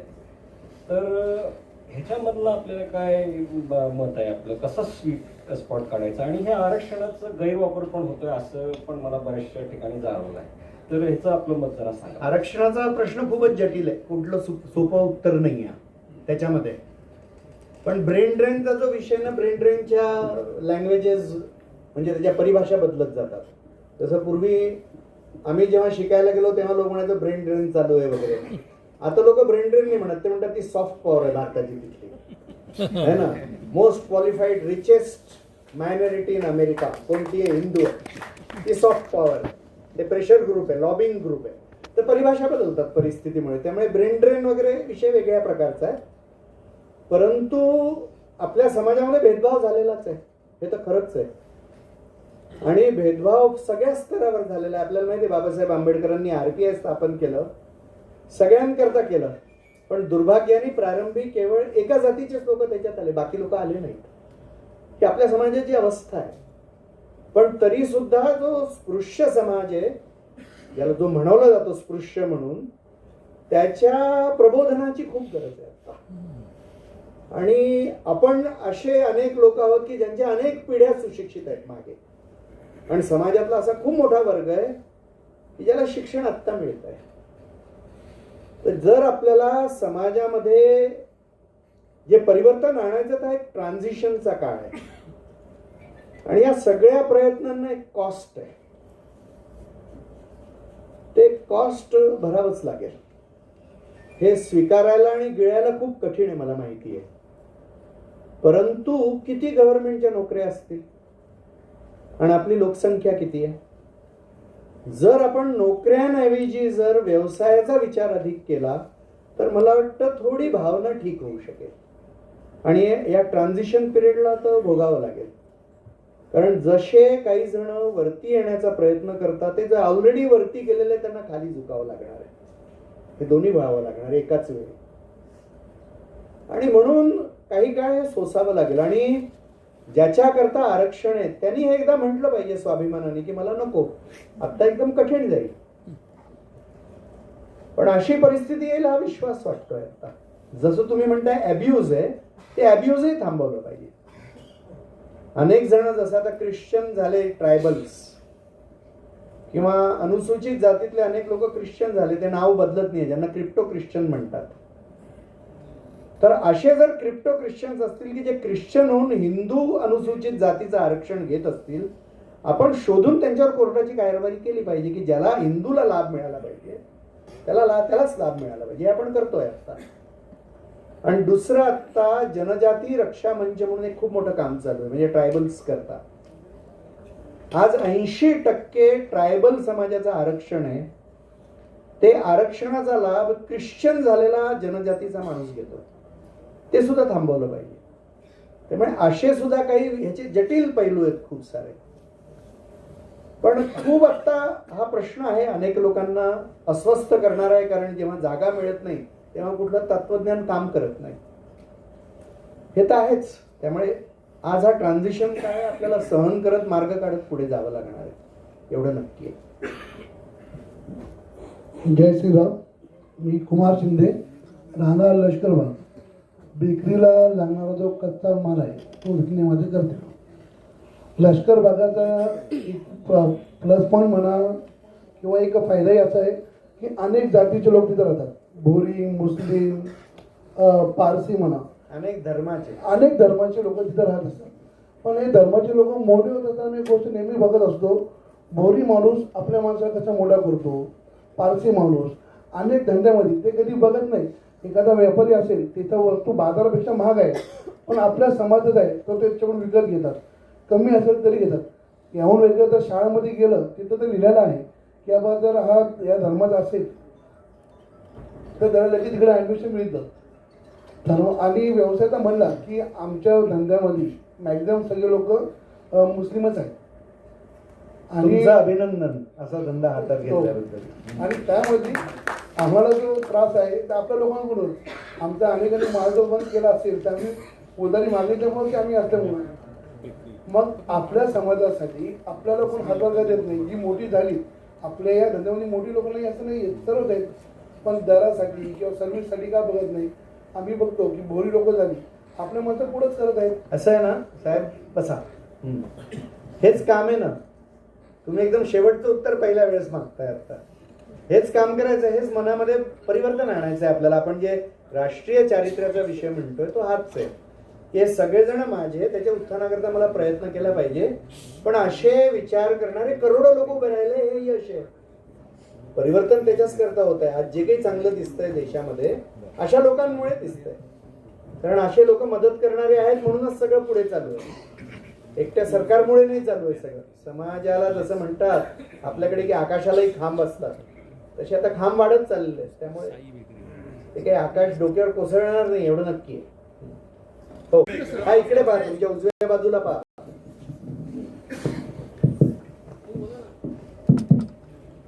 आपल्याला जे स्वातंत्र्य मिळालंय ते धर्माच्या आधारावर मिळालेलं आहे. आणि त्यावेळेला सगळ्यांचं म्हणणं असं होतं की धर्माच्या आधारावर जर आपल्याला स्वातंत्र्य मिळालेलं आहे तर ज्या दोन धर्माच्या आधारावर स्वातंत्र्य मिळालेलं आहे त्या धर्माची आदली बदली झाली पाहिजे लोकांची. त्यावेळेला संघाची भूमिका ही खूप मवाळ वाटली मला. 1947 सालचं 1947ला आपली स्ट्रेंथ म्हणजे संघाची स्ट्रेंथ भरपूर होती. त्यांनी जर आक्रमकपणे ही फाळणी स्वीकारली नसती तर हे पुढचे प्रश्न आत्ता आलेले नसते. ही दूरदृष्टी त्यांनी त्यावेळेला का नाही दाखवली. आमची अपेक्षा त्यांच्याकडनं ती होती की त्यावेळेला काय लाभ समाजाला होईल हा प्रश्न माझ्या पुढे आहे आणि नवीन पिढीला पण आहे. मी नवीन पिढीतला माणूस आहे. मी स्वातंत्र्य पारतंत्र्य बघितलेलं नाही. मी तुमच्यासारखाच आहे. परंतु मी संघाचा प्रवक्ता नाही आहे पण एक स्वयंसेवक म्हणून मी उत्तर दिलंय. एकतर आपल्याला वाटतं तेवढी शक्ती नव्हती आणि जी शक्ती होती ती हिंदूंच्या रक्षणाकरता वापरली गेली. म्हणजे आपण फाळणीचा इतिहास लिहिला गेलाय तो वाचावा. आपल्या हजारो स्वयंसेवकांनी बलिदान केलेलं आहे. तेव्हाच आपल्या अधिकाऱ्यांचं पूजनीय गुरुजींचं एक वाक्य की मी आता कुठेही अभिमन्यूची कथा सांगणार नाही असं तेव्हा म्हटलंय. संघाने जे बलिदान केलं म्हणजे पाकिस्तानमध्ये अत्यंत आतमध्ये अडकलेले लोक स्वयंसेवकांना ही आज्ञा होती की स्वतःच्या परिवाराची सुद्धा चिंता करायची नाही. केली नाही लोकांनी. अन्य हिंदूंना काढलं. हजारो स्वयंसेवक मारले गेले. हजारो. Recorded history is public domain. तुम्ही पाहू शकता. ते कोणत्या संघटनेने केलं नाही हो. काही दलांनी केलं तेव्हा आणि काही समाजाने केलं आणि तिसरा संघ. या तिघांची नावं तेव्हा येतात. पण सर्वाधिक कोणी केलं असेल तर ते संघाने केलं. कोणीही नाही. कुठल्याही राजकीय दलाने सुद्धा नाही केलं. एवढंच मी म्हणेन. दुसरी गोष्ट की तेव्हा भारतावर आक्रमण झालं 1947 जेव्हा पाकिस्तानने केलं लगेच आक्रमण. तेव्हा जम्मू काश्मीर मध्ये जेव्हा कबायली मुसलत होते तोपर्यंत जम्मू काश्मीर सोबत हे झाला नव्हता करार. की त्यांनी भारतात सामील व्हावं. कारण हरिसिंग आणि नेहरूजींचे हे होते, भांडणं होती थोडी. हरिसिंगजींचा विश्वास नव्हता नेहरूजी न्याय देतील म्हणून. तर त्यावेळेस जेव्हा हे आक्रमण झालं तेव्हा त्यांनी म्हटलं की मी भारतामध्ये सामील होईल, कारण मला पाकिस्तानमध्ये जायचं नाही. अचानक जेव्हा हा निरोप आला तर सेना कशी पाठवायची, तर विमानतळावर पाठवायची होती. 24 तासामध्ये विमानतळ तिथला उभा केला गेला. कोणी केला? संघाने केला, कोणीच नाही केला दुसरा. म्हणून भारताची सेना जम्मू काश्मीरमध्ये गेला आणि पाकिस्तानचा पराजय झाला. पहिलं जे युद्ध झालं जम्मू काश्मीर आणि भारतामध्ये ते संघामुळे. दुसरा विषय हा सांगतो. तिसरा विषय, जेव्हा 1947च्या वेळेस दंगे झाले होते 15 ऑगस्टच्या आसपास, तेव्हा जे अनेक स्वयंसेवक पाकिस्तानमध्ये होते आणि भारतामध्ये होते, दिल्लीमध्ये होते, तर त्या ठिकाणी तर काम खूप सघन होतं. त्या ठिकाणी खूप काम सघन होतं. तर त्यांना ही माहिती मिळाली की भारतातल्या अनेक मुसलमानांनी हे ठरवलेलं आहे की संसदेवर हल्ला करायचा तेव्हा, आणि जेवढे केवढे नेते आहेत त्या सगळ्यांची हत्या करायची.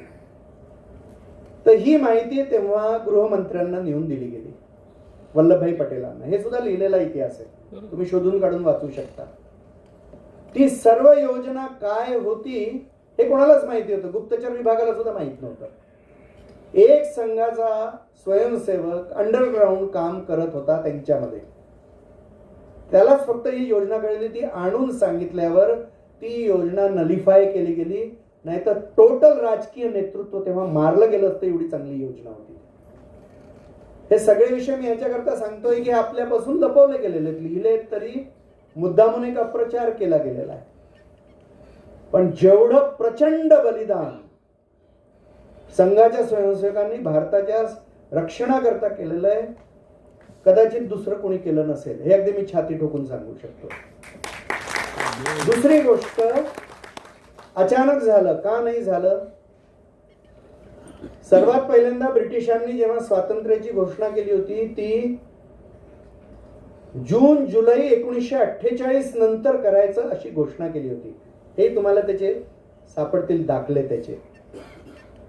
पण अचानक त्यांनी 1 वर्ष आधी जून 1947 मध्येच घोषित केलं की आम्ही 1.5 महिन्यांनी करणार आहोत, म्हणजे ऑगस्ट मध्ये करणार आहोत.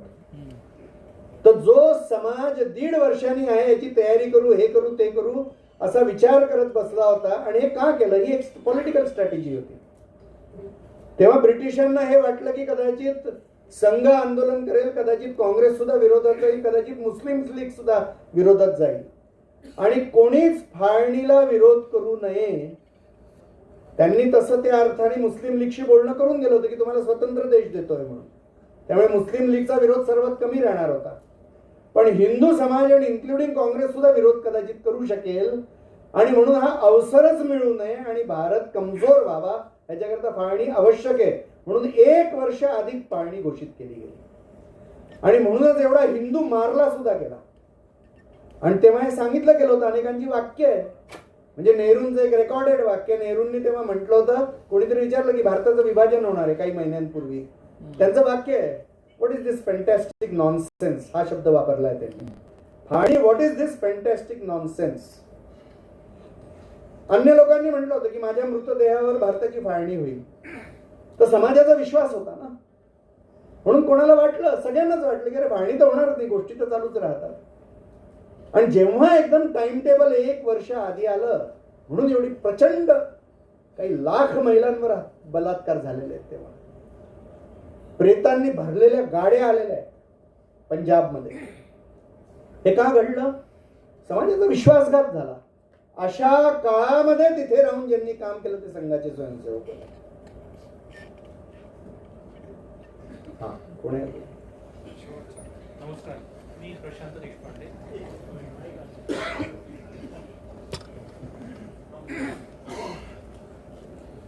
नमस्कार, मी प्रशांत देशपांडे.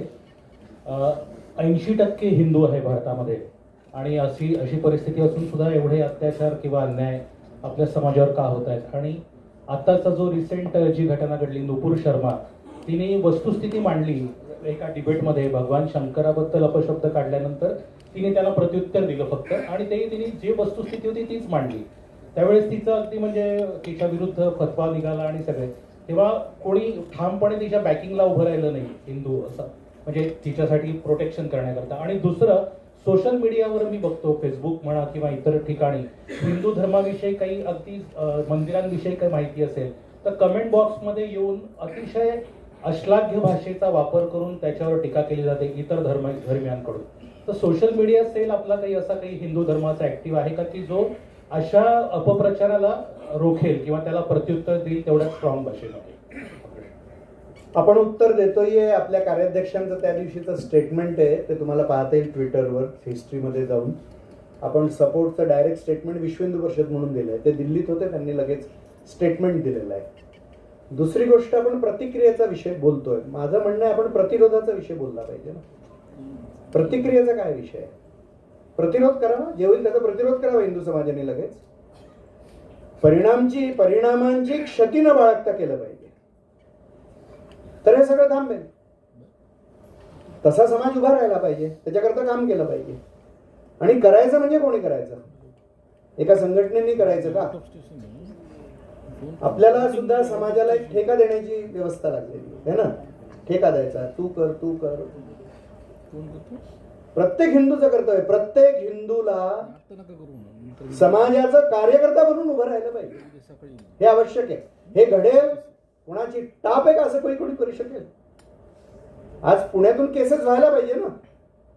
कोणी सोशल मीडियावर लिहिलं, सायबर क्राईम मध्ये जाऊन तुम्ही केस फाईल करा ना. कोणी जात धरलेलं नाही आहे.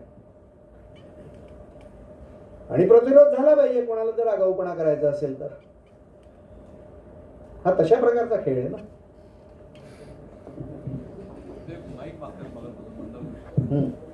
जय श्रीराम. हा ताई तुला नमस्ते. मी डॉक्टर वनमाला शिंदे. खडक पोलीस स्टेशनला मी गेले 24-25 वर्ष काउन्सिलिंगचं काम करते. वा. तर त्यावेळेला मला सुरुवातीला मगाशी तुम्ही जे एक उदाहरण दिलं, माझे पैसे चोरीला गेले, ते चोरांनी नेले, पण मी परत आणले ते माझेच होते. त्या मुद्द्यावरून मला हा प्रश्न उपस्थित झाला. पोलीस स्टेशनमध्ये खूप वेळेला आमच्याकडे लव्ह जिहाद बद्दल केसेस येतात. त्या केसेस हँडल करताना माझं असं लक्षात आलंय की पोलीस डिपार्टमेंटला एक लक्ष्मण रेखा आहे.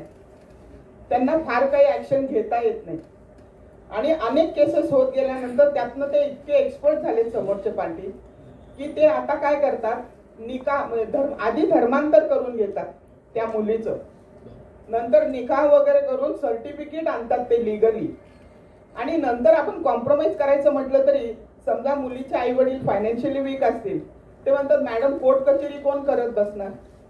आणि एका केसमध्ये किशोरजींनी स्वतः बघितलेलं होतं की संपूर्ण पोलीस स्टेशन मध्ये 200 ते 300चा मॉब होता. बाहेरची ट्रॅफिक जाम झाली होती. नक्की सर, धन्यवाद. सर्व प्रकारची मदत करू. धन्यवाद सर. एक मिनिट, यांना घेऊ दे, मग तुम्ही घ्या. शेवटचा प्रश्न तुमचा. हे बोलते बरोबर ना? झाले, आला तो माईक खाली येतो. या. नमस्कार, मी ॲडव्होकेट मंदार जोशी. मी राष्ट्रीय निमंत्रक रिपब्लिकन पार्टी ऑफ इंडिया. गेले तास दीड तास अतिशय छान आपण प्रबोधन करताय, त्याबद्दल आपलं देखील आणि आमचे मित्र किशोरजी यांच्या यासाठी आम्ही या ठिकाणी आलोय. मी आपल्याला सगळेजण सूचना करताय सगळेजण, परंतु या ठिकाणी आमची देखील काही जबाबदारी आहे. आपण जे सांगितलं की आज धर्मापेक्षा जातीला जास्त महत्व आहे, तर आमच्या सारख्याला आपण काही प्रोग्राम देऊ शकाल का? आम्ही समाजात अनेक ठिकाणी वावरतोय, अनेक जाती धर्मियांमध्ये वावरतोय. कुठल्या जातीचा कोणीही द्वेष करता कामा नये. हीच हिंदू धर्माची आपली मूळ वैचारिक बैठक आहे. तर यांच्यासाठी आपण काही विश्व हिंदू परिषद, आम्हाला जरी आम्ही हिंदू आहोत, काम कुठेही करत असलो तरी आपण आम्हाला काही कार्यक्रम देऊ शकाल का? आणि असा कार्यक्रम आपण दिला तर हिंदू धर्म जातीपेक्षा धर्म श्रेष्ठ आहे हे जेव्हा लोकांना कळेल, तेव्हा आपण सर्वजण जात विसरून एकत्र येऊ. आणि परत एकदा आपल्या सगळ्यांचे आभार मानतो. धन्यवाद. 2-3 गोष्टी आहे आपण सगळ्यांनी कराव्यात असं आपण प्रयत्न करतो. म्हणजे मी तुम्हाला सांगणं असा विषय नाही आहे, त्याच्यामध्ये आपल्या सगळ्यांकरताच आहे. एक तर काय आपण आपलं जे समाज जीवन झालेलं आहे ते टापून सारखं झालेलं आहे, म्हणजे आयलंड सारखं. ते एकमेकाशी स्पर्श नाही आहे त्याच्यामध्ये. मी माझ्या फायनान्शियल सर्कलमध्ये घुमणार, मी माझ्या जातीच्या सर्कलमध्ये घुमणार, मी माझ्या व्यवसायाच्या सर्कलमध्ये घुमणार, असंच आहे. आणि त्याच्यामुळे खरोखर समाजात काय चालू आहे आपल्यापैकी अनेकांना माहिती नाही. आपलं जे काही आहे अनुभव तो खूप छोटा आहे.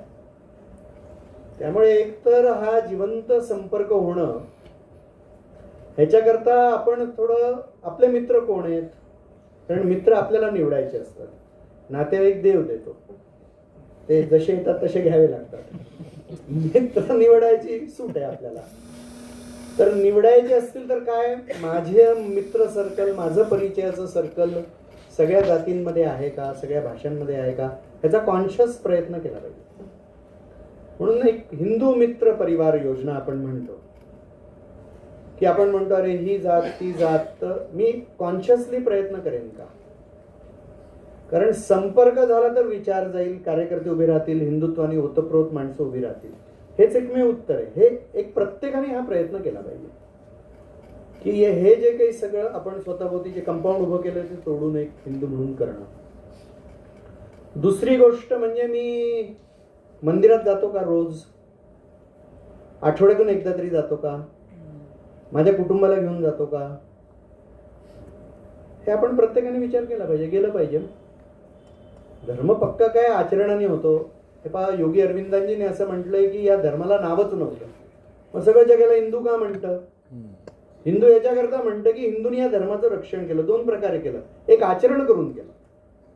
आचरण करून महिलांचं योगदान सर्वाधिक मोठं आहे. जेव्हा लढणारा सुद्धा हिंदू समाजात कोणी नव्हता तरी धर्म कसा टिकला, महिलांचं खूप मोठं योगदान आहे याच्यामध्ये. घरामध्ये धर्म टिकवून ठेवला. तर तो धर्म आचरणात आहे का, त्या आचरणाचा आग्रह. आणि दुसरं, संकट आलं तर त्याच्याकरता बलिदान आणि संघर्ष करण्याची आमची सिद्धता, हे दोन्ही गोष्टी करण्याची गरज, तर धर्माचं रक्षण होतं. भाषणं देऊन नाही होणार ते. म्हणून धर्माचं आचरण त्याचं एक प्रकट म्हणजे एक मंदिर, कारण ते एक सामूहिक धार्मिकतेचं केंद्र आहे. म्हणून जसं त्यांनी म्हटलं कॅरेक्टर निर्माणाचं केंद्र आहे. तर तो दुसरा विषय आपण करावा. आणि तिसरा विषय, आपण काही बिंदू ठरवावे. मला कशात रुची आहे, कोणत्या प्रकारच्या सामाजिक धार्मिक कामामध्ये रुची आहे, त्याच्याकरता मी तनमन धनाने काय करू शकतो. कारण शब्दांपेक्षा कृती जास्त बोलते, आणि म्हणून ती कृती चांगली व्हावी. असं जर काही आपण निवडलं तर मला वाटतं खूप प्रचंड बदल समाजामध्ये येऊन जाईल. हा, शेवटचा प्रश्न. नमस्कार, मी आशिष केसकर, मी संगीतकार आहे. मी माईक शिवाय बोलतो. वा. मी संगीतकार आहे आणि मी भक्ती सुधा या नावाचं इंटरनेट रेडिओ स्टेशन चालवतो, जे वेद पुराण उपनिषद आणि आपल्या सगळ्या धर्मग्रंथांवरती पाहिलेलं 24 तास चालणारं रेडिओ स्टेशन आहे. 142 पेक्षा जास्त देशांमध्ये ऐकलं जात आहे आणि एक वर्ष, सव्वा वर्षामध्ये साधारण 34 लाखांपेक्षा जास्त श्रोते संख्या झालेली आहे. पाकिस्तान त्या क्रमांकामध्ये 27व्या क्रमांकावरती आहे श्रोत्यांच्या यादीमध्ये. तिथले सुद्धा मराठी मंडळी ह्या सगळं हे केंद्र ऐकत आहे. माझा प्रश्न असा आहे की आपल्याकडे धर्म शिक्षण म्हणजे केवळ उपासना पद्धती, व्रत, वैकल्य ह्यापुरतं मर्यादित नसून ते जीवन पद्धतीशी निगडीत आहे. खरं तर असं आहे, पण आपल्याकडे आज इतर धर्मियांकडनं आणि सर्व धर्म समभाव ह्या सगळ्या उठवलेल्या एका वादळातनं किंवा प्रेशरमधनं आपलं धर्मशिक्षण हे पूर्णपणे थांबवलं गेलेलं आहे. आताची जी नवीन एज्युकेशन पॉलिसी आलेली आहे त्याच्यामध्ये promotion of language, art and culture हा एक त्याच्यात विषय आहे. तर ह्याला इतर सगळ्या घटकांच्याकडनं मोठ्या प्रमाणावरती विरोध होण्याची शक्यता नक्कीच आहे ज्यावेळेला ते प्रत्यक्ष अंमलबजावणीला सुरुवात होईल त्यावेळेला. तर ह्या गोष्टीसाठी समाजातल्या प्रत्येक घटकाचं आधी हिंदूंचं प्रबोधन करणं फार गरजेचं आहे की हे आवश्यक आहे, आणि त्याचबरोबर इतरही धर्मियांचं प्रबोधन करणं हे तितकंच गरजेचं आहे. तर त्या दृष्टीने विश्व हिंदू परिषद काही कार्य करू शकेल. बरोबर तुम्ही म्हणताय, शिक्षण पॉलिसी येणार आहे, त्याच्याबद्दल कामही चालू आहे. प्रबोधनाचा प्रयत्न आपणही करतोय आणि नॉन फॉर्मल मध्ये आपणही प्रयत्न करतोय. जसे आपण बालसंस्कार केंद्र चालवतो, आपण रामायण परीक्षा योजना चालवतो, आपण संस्कृती रक्षा योजना चालवतो, मातृभाषेमध्ये हे सगळं काम करण्याचा आपण प्रयत्न करतो. अशा आपल्यासारख्या अनेक संस्था हे काम करत आहेत. त्यासोबत आपल्याला अवेलेबल असलेल्या फोरममध्ये ह्या चर्चा आपण करतो. अशा अनेक संघटना सुद्धा हे प्रयत्न करते, जे शिक्षणाच्या क्षेत्रात स्पेसिफिकली काम करणाऱ्या संघटना आहेत. कारण हे प्रबोधन झालं नाही तर पॉलिटिकल विरोध हा होणार आहे. याला तो विरोध काही तात्विक नसणार आहे, तो पॉलिटिकल विरोध राहणार आहे. त्याची अपेक्षा सुद्धा आहे, त्याला उत्तर द्यावं लागेल. हा सगळा प्रोसेसच तसा आहे.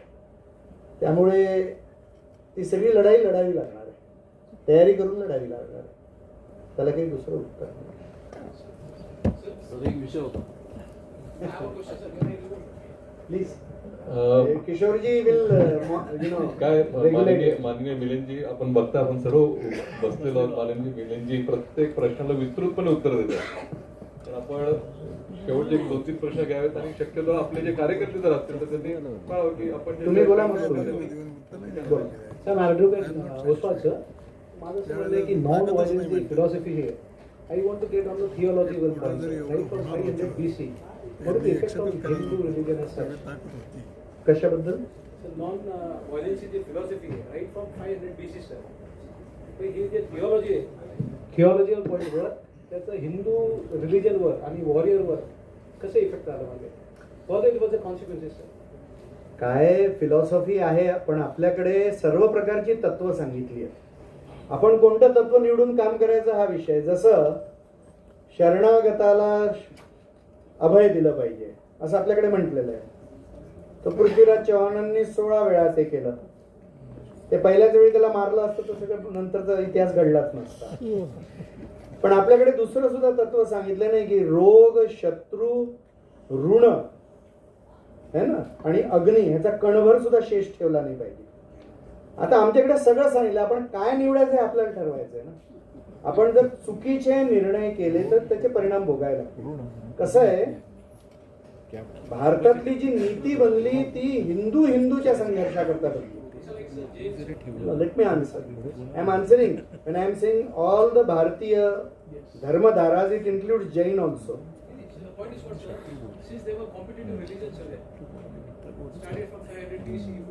असं नाही हा आपला हे मिसकॉन्सेप्शन आहे. असं आहे, झाशीची राणी जेव्हा निघाली आणि शेवटी तिचं बलिदान ग्वाल्हेर जवळ झालं, तर ग्वाल्हेरमध्ये एक जैन सेठ राहत होते.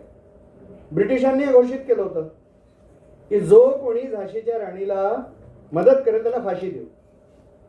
तर झाशीच्या राणीच्या मृत्यूच्या आदल्या दिवशी तिला शस्त्र विकत घ्यायची होती म्हणून त्या जैन सेठनी धन दिलं. त्यांना 3ऱ्या दिवशी फाशी दिली गेली. तर आपण असं म्हणू का की त्यांनी युद्धाला, हिंसाला मदत नाही केली? केली ना त्यांनी. आज भामाशाह केवळ पैशाकरता ओळखला जातो, हे चुकीचं आहे ना. भामाशाहांनी महाराणा प्रतापला धन दिलं, पण भामाशाहाची तलवार आणि त्याच्या मुलाची तलवार सुद्धा ह्यांच्यासोबत लढली ना. तर हिंसा कुठे? आपण वन साइडेड आर्ग्युमेंट नाही आहे. कसं आहे, तत्व आहे, तत्वाला आपण कुठे स्वीकारायचं आणि काय करायचं. त्यामुळे चुकीचा परिणाम वगैरे काही झालेला नाही आहे. I answered your question if you are understanding what I have answered you. I am saying that neither the Jains nor the other people really were affected. The value system that was created only for the Hindu society, when we started mistakenly using it against the Muslims and Christians, we lost the war. Hindu मध्ये काय आहे, तलवारवाल्यांनी तलवारवाल्याची लढायचं, रथीनी रथीची लढायचं. म्हणजे ज्याची जी शक्ती ती लढायची. Civilian पॉप्युलेशनवर हल्ला करायचा नाही, रात्री युद्ध लढायचं नाही, महिलांवर आक्रमण करायचं नाही, उभी पिकं जाळायची नाही. हे सगळे जे नीती नियम आहे ते हिंदूंशी लढण्याकरता होते. आम्ही ते मुसलमानांविरुद्ध वापरायला लागलो, ही आमची चूक आहे. दोन वेगवेगळ्या संस्कृतींची नीतिमूल्य वेगळी आहे, आपल्याला ते लक्षातच आलं नाही. ही चूक आहे, मूल्यांमध्ये चूक नाही. म्हणून अहिंसेचा वाईट परिणाम झालेला नाही. अहिंसा होती तरी शस्त्रधारी देवतांची पूजा बंद झाली का? नाही झाली ना. पण आम्ही काय विसरलो, शिवो भूत्वा शिवम, ज्याच्यात आपण म्हणतो शिवाची पूजा करता करता आम्ही बनून जावं. आम्ही नुसतीच पूजा केली. आता सगळे देव शस्त्रधारी, सगळे भक्त निशस्त्र, असं कसं झालं? तर पूजा करता करता जे शिव बनायचं ते गडबडून गेली ना. चुकलं ते इथे चुकलं, तत्वामध्ये चूक नाही. मला वाटतं प्रश्नोत्तर भरपूर झालेत. कुठेतरी त्याला मर्यादा आपण नक्कीच ठेवली पाहिजे. एक काम करा, आपले जे प्रश्न एक वकिलांचा झालाच आता. एक प्रश्न विचारतोय की विश्व हिंदू परिषद ही या देशामधली खूप मोठी शक्तिशाली संघटना म्हणून निवडते, तिचा संपूर्ण देशावर आणि समाजावर खूप मोठा त्या ठिकाणी व्यापक त्या ठिकाणी साधना झाली आणि परिणाम आहे. आणि आम्ही वकील म्हणून आपण आम्हाला सॉल्व केलेलं आहे, डॉक्टर आणि वकील म्हणून. आपण या समाज व्यवस्थेमध्ये जर न्यायालयीन व्यवस्था जर पाहिली, की आपण असं पाहिलं की समाज व्यवस्था ही सिद्ध व्यवस्था पाहिजे, प्रशस्त पाहिजे, प्रत्येकाला न्याय मिळाला पाहिजे, तर या गोष्टीमध्ये न्याय मिळाला पाहिजे हा जो विषय आहे. तर आपण आज जर पाहिलं की साधा दावा वाटपाचा जर असेल तरी साध्या दाव्याला सुद्धा अपील जे आहे हायकोर्टामध्ये 15 वर्षाशिवाय निघत नाही. त्यामुळे ही म्हणून म्हणतात शहाण्याने कोर्टाची पायरी चढून. त्याच्यामध्ये आमचं हे सांगणं आहे की ही व्यवस्था जवळजवळ डिफंक्ट होण्याच्या व्यवस्थेत आलेली आहे. तर त्याच्यामध्ये ती इफेक्टिव्ह होईल याच्यासाठी विश्व हिंदू परिषदेने केंद्रीय स्तरावरती आपलं वजन वापरून वेगवान व्यवस्था होईल याच्यासाठी हे करावं आहे. ठीक. आता आपण वकील म्हणून जे काम करतोय, आता आपण एक लीगल सेल उभी केलेली आहे. त्याच्यामध्ये सुप्रीम कोर्टाचे अनेक वकील आणि अनेक हायकोर्टाचे रिटायर्ड जजेस, असे जवळजवळ 35 एक जजेस आपल्या सोबत आहेत या कामामध्ये. आणि जिथे कोर्ट तिथे लीगल सेल, अशी एक तंत्र आपण उभं करण्याचा प्रयत्न करतोय. पण आपण जी लीगल सेल उभी करतोय तो वकिलांकरता उभी करत नाही. हिंदू म्हणजे वकिलांच्या प्रश्नांकरता उभी करत नाही, हिंदूंच्या प्रश्नाकरता उभी करतोय. एकदम सीमित विषय आहे तो. दुसरा विषय की आपण जे काही पॉलिसी इंटरव्हेन्शनचे विषय आहे किंवा पॉलिसी फॉर्म्युलेशनचे विषय, जसे मंदिरांचं काय असावं, धर्मांतरणाकरता कोणता कायदा असावा, गायी गोरक्षेकरता काय असावं वगैरे वगैरे, किंवा हिंदू सक्सेशन लॉ कसा असावा, हिंदू मॅरेज ऍक्ट बद्दल काय केलं पाहिजे, असे काही विषय घेऊन काय त्याच्यामध्ये परिवर्तन केलं पाहिजे, ह्याच्याबद्दल आपण काही थिंक टँक्स बनवलेले आहेत.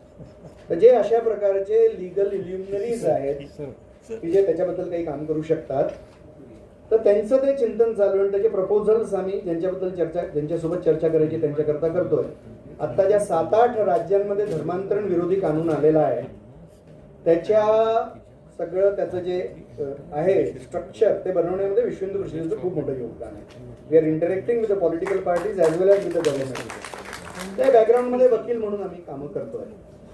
तर ही सिस्टीम ठीक करणं आमचा तो अजेंडा नाही आहे आता. तो सगळे अजेंडे घेतले तर आम्ही कामच नाही करू शकणार. एक सीमित विषय घेऊन काम करतो. हा रिअली लास्ट. जय श्रीराम. मी संतोष शुक्र. सर, एक विषय असा आहे की देशामध्ये आपल्या जे काही चॅलेंजेस आहेत ते आहेतच, we have to accept it आणि त्याच्यावर आपल्याला सोल्युशन काढायला. पण आपला मेन जो मोटिव्ह आहे तो म्हणजे नॅशनल हिंदू राष्ट्र बनवणे आणि नॅशनल कॅरेक्टर, जसं तुम्ही आत्ता म्हटलं. तर ह्या सगळ्यासाठी ज्यावेळेस आपण एखादी संस्था चालवतो त्याच्या काही कोर व्हॅल्यूज असतात. म्हणजे सेम वे आपण हिंदू राष्ट्र म्हटलं तर आपल्या पण काही कोर व्हॅल्यूज जर आपण, जसं आपण भाषेचा बोर्ड दुकानावर भाषेचा बोर्ड लावा, ह्या भाषा लावा, तशा ह्या कोर व्हॅल्यूज डिस्प्ले होणं आणि त्या कोर व्हॅल्यूजवर काही ट्रेनिंग सेंटर्स असणं, हा जो अजेंडा आहे हा अजेंडा आपल्याला राष्ट्रीय पातळीवर जर आपण राबवला तर मला वाटतं थोडंफार काही जे काही चॅलेंजेस आहेत ते माइंड लेवलला जाऊ शकते. तर अशा कोर व्हॅल्यूज आपल्याकडे आहेत, नाही आहेत, परंतु त्या डिस्प्लेला इन्सिस्ट करणं करतोय. पण हिंदू आपण हे आणलेले आहेत, ह्याच्याबद्दलचे आपले जे विश्व संमेलन झाले त्याच्यात मांडलेले, आपल्या पत्रकांमध्ये आपल्या कार्यक्रमांमध्ये आपण मांडतो. एक फक्त तुम्ही जो विषय बोलला तो फक्त थोडा वेगळा आहे. तो म्हणजे आपण हिंदू राष्ट्र बनवणं हे काही आपलं उद्देश नाही आहे. कारण तिथे बनवायचं नाही, हिंदू राष्ट्र आहेच हे मानणारे आपण आहोत. आम्ही बनवण्याकरता काम करत नाही. अनेक लोकांच्या मनात असं आहे की संविधान बदलून ते घोषित करावं. संविधान 1947 मध्ये आलं, त्याच्याकरता आपल्याला आदर आहे, आपण त्याचं पालन करून जीवन सुद्धा जगतोय. पण कुठल्या संविधानामुळे भारत हिंदू राष्ट्र नाही आहे. कुठल्या कुबडीवर हिंदू राष्ट्र उभं नाही आहे, ते हिंदूच्या आधारावरच उभं आहे. आणि जसं डॉक्टर हेडगेवारजींनी म्हटलं, एक हिंदू सुद्धा इथे राहत असेल तरी हे हिंदू राष्ट्र आहे. त्यामुळे ते बनवायचं नाही आहे, ते बनवायचं नाही आहे. आपलं काम आहे त्याला ताकदवान कसं बनवता येईल, त्याला प्रभावी कसं बनवता येईल, हा विषय. हिंदू राष्ट्र नाही. अनेकांना वाटतं, अनेक जण म्हणजे गैरसमज होता, पण बनवतोय का. अनेक मोठमोठ्या देशभक्तांनी म्हटलंय नेशन इन द मेकिंग, त्याच्यावर आपला विश्वास नाही. तो शब्द चुकला. बस बाकी व्हॅल्यूजचा प्रचार केलाच पाहिजे. हा, आता आपण काही विषय जेवताना बोलतो. जेवण आहे ना, मला स्मरण द्यायचं होतं. कार्यक्रम संपला नाही, पण सर्वांनी बसावं. पण जे काही प्रश्न असतील तर आपण बघतो मिलिंदजी हे जवळजवळ 1.5-पावणे तास उभे आहेत. भोजनाची व्यवस्था इथे आहे, आपण भोजन करताना अजून चर्चा करून आपण प्रश्न विचारू शकतो. Please sit down. प्लीज. ऐका, विनंती करतात आपण, नंतर मी तुम्हाला जितना भी जो सर्विस सेंटर है सब मुसलमान है. वो जो घर पे जाते हैं, जितने भी सब जो अभी जब लेडीज रहती है तभी वो घर पे जाते हैं, और उनके साथ दूर हर ब्रांड जो भी ब्रांड है सब मोमेडियन है. वो जब भी कस्टमर घर पे जाता है, लेडीज होएगा तो कस्टमर के घर जाएगा टाइम के हिसाब से, उससे पहले वो घर पे भी नहीं जाते. मुझे बताइए, हमारे पास में चॉइस है ना कि उसका अवेल करना चाहिए कि नहीं वो सर्विस. नहीं, वो कैसा रहता है सर, एक तो हर सर्विस सेंटर में मोमेडियन. इसलिए एक तो मालिकों से मिलकर उनका प्रबोधन, और यदि हमारा रिजर्वेशन है कि उनसे नहीं लेना तो उनसे नहीं लेना ना, ये भी चॉइस है ना हमको. भाई जोमेटो है या ये है, 2-10 बातें लाके और क्या क्या, मैं तो खाता भी नहीं और देखता भी नहीं, मगर वो जो कुछ भी लाके देता है वो हमने नहीं खाना है ना. सर्विस सेंटर के लिए, इलेक्ट्रॉनिक आइटम के लिए तो वही आएंगे ना सर. आप आगे मैं क्या कहता हूँ कि दुकान भी है ना, why do it on online. Service के लिए होम सर्विस. मैं क्या कह रहा हूँ कि we will have to make a choice till we change the system. Make that choice. What he's saying is, all the service centers, their mechanics are Muslims. What I said, that there are two things. Talk with the owners so that you don't hire them. Secondly, decide not to avail of the service or avail of that particular instrument or whatever. Third is, wherever there is a Muslim dominance, try to create trained Hindu workforce. Fourthly, there must be a respectful work culture. मी शिंप्याचा धंदा करतोय तर मला आदर नाही मिळणार, मी वकील झालो तर मला आदर मिळेल. मी जर जेवण करण्याचा धंदा केला तर मला काम नाही मिळणार, असं नको. कामामुळे रिस्पेक्ट नको व्हायला, प्रत्येक कामाला रिस्पेक्ट मिळायला पाहिजे. ही आमच्यातली आलेली त्रुटी आहे, म्हणून लोक कामं सोडतात. वर्क कल्चर चुकीचं आहे म्हणून. तर आपण जेव्हा कंप्लेंट करतोय, हमको इसके बारे में सोचना पड़ेगा.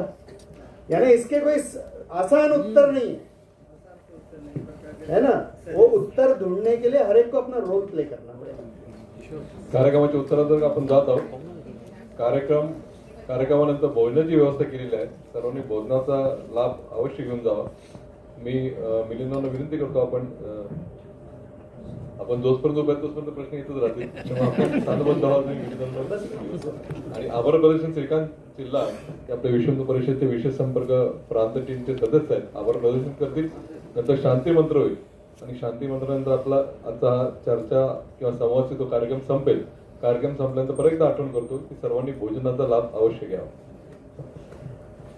एक खूप मोठं महत् कार्य असं सुरू आहे की जे मला वाटतं भारताच्या इतिहासामध्ये अनेक हजार वर्षांमध्ये झालेलं नाही आहे.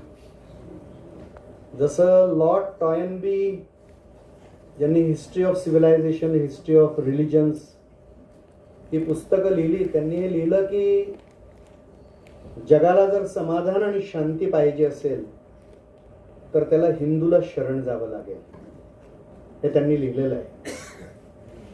ऐकायला बोलायला तर बरं वाटतं आपल्याला, आणि ते खरं सुद्धा आहे, खोटं नाही आहे.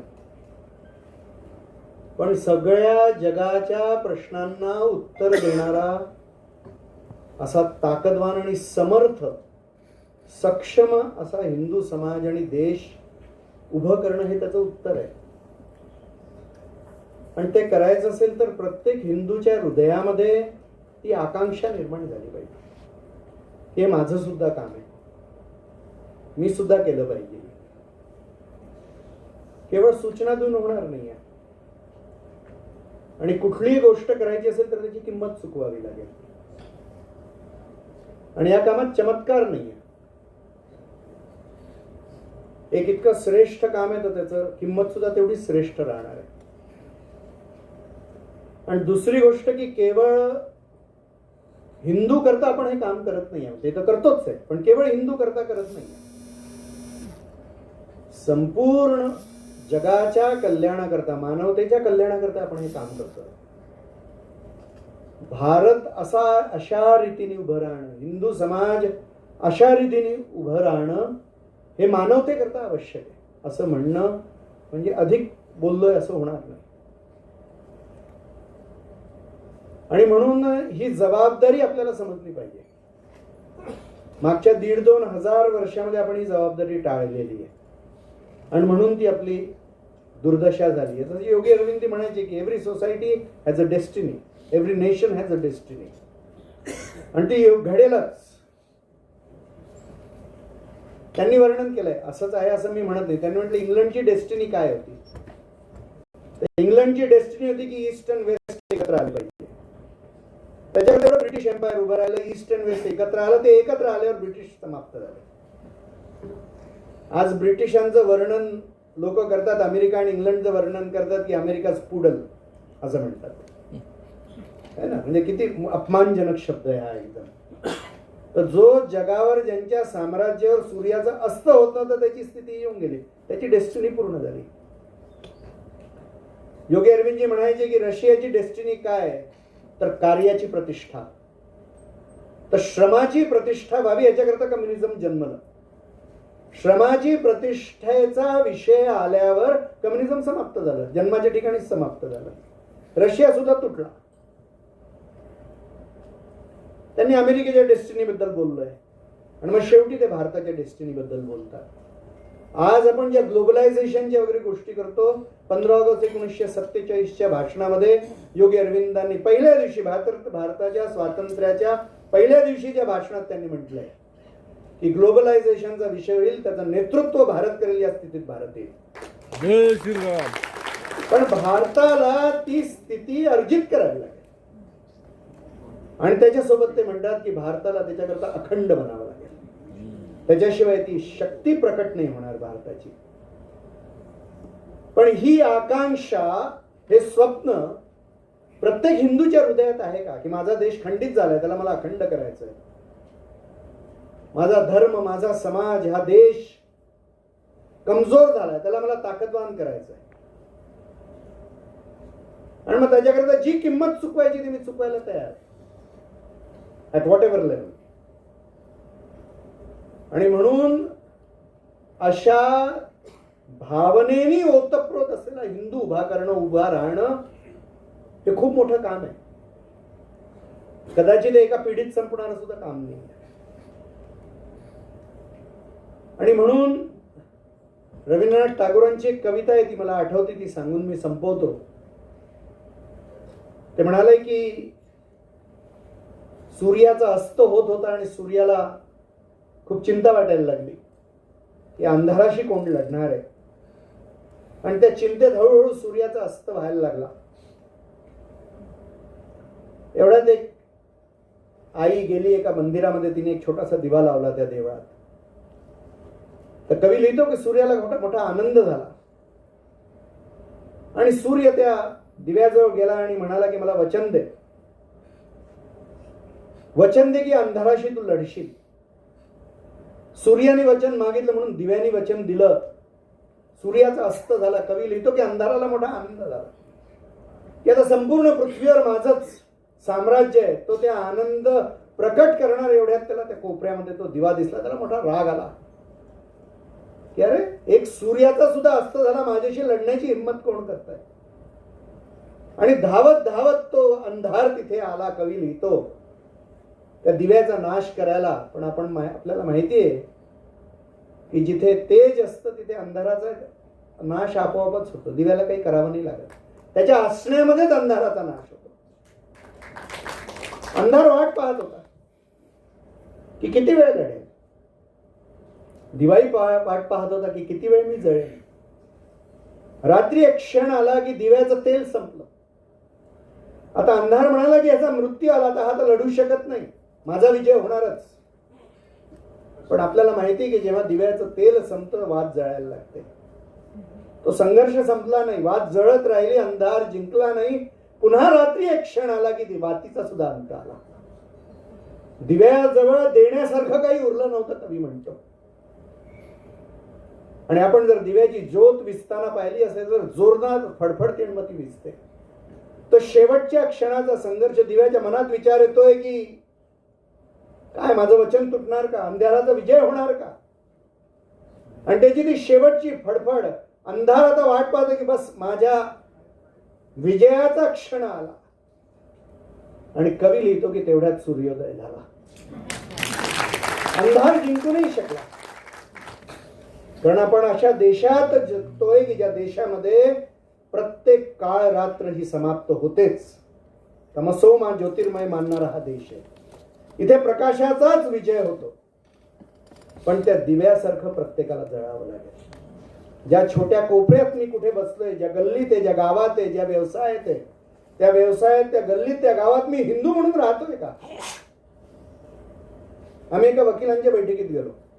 जवळजवळ 125 वकील होते. ते एक उभे राहिले, वेगळ्या विचारधाराचे असतील बहुधा. ते म्हणाले तुम्ही हे सगळं काही आम्हाला समजवू नका, पहिले मी वकील आहे नंतर सगळं काही आहे म्हणे. अशी भावना जिथपर्यंत असेल तिथपर्यंत कठीण आहे. प्रत्येक व्यवसायामध्ये, जीवनाच्या प्रत्येक एव्हरी वॉक ऑफ लाईफ, मी काही असेल, मी डॉक्टर असेल, वकील असेल, मी व्यवसायी असेल, मी राजकारणी असेल, मी विद्यार्थी असेल, पहिले मी हिंदू आणि मग सगळं काही आहे. या भावनेने जेव्हा हिंदू उभा राहील तर त्या कर्तव्याची दिशा खूप स्पष्ट राहील. आणि सगळ्या समस्यांचं उत्तर भारताच्याच नाही तर जगाच्या देण्याकरता हा हिंदू समर्थ राहील. मला वाटतं की या विश्वासाने आम्ही सगळ्यांनी करावं काम. हे विश्व हिंदू परिषदेच्या कार्यामध्ये सेवेचं सुद्धा काम आहे, संघर्षाचं सुद्धा काम आहे, संस्काराचं काम आहे, संघटनेचं काम आहे.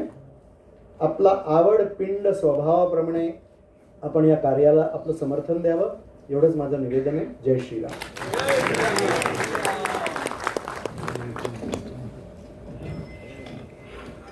जय श्रीराम.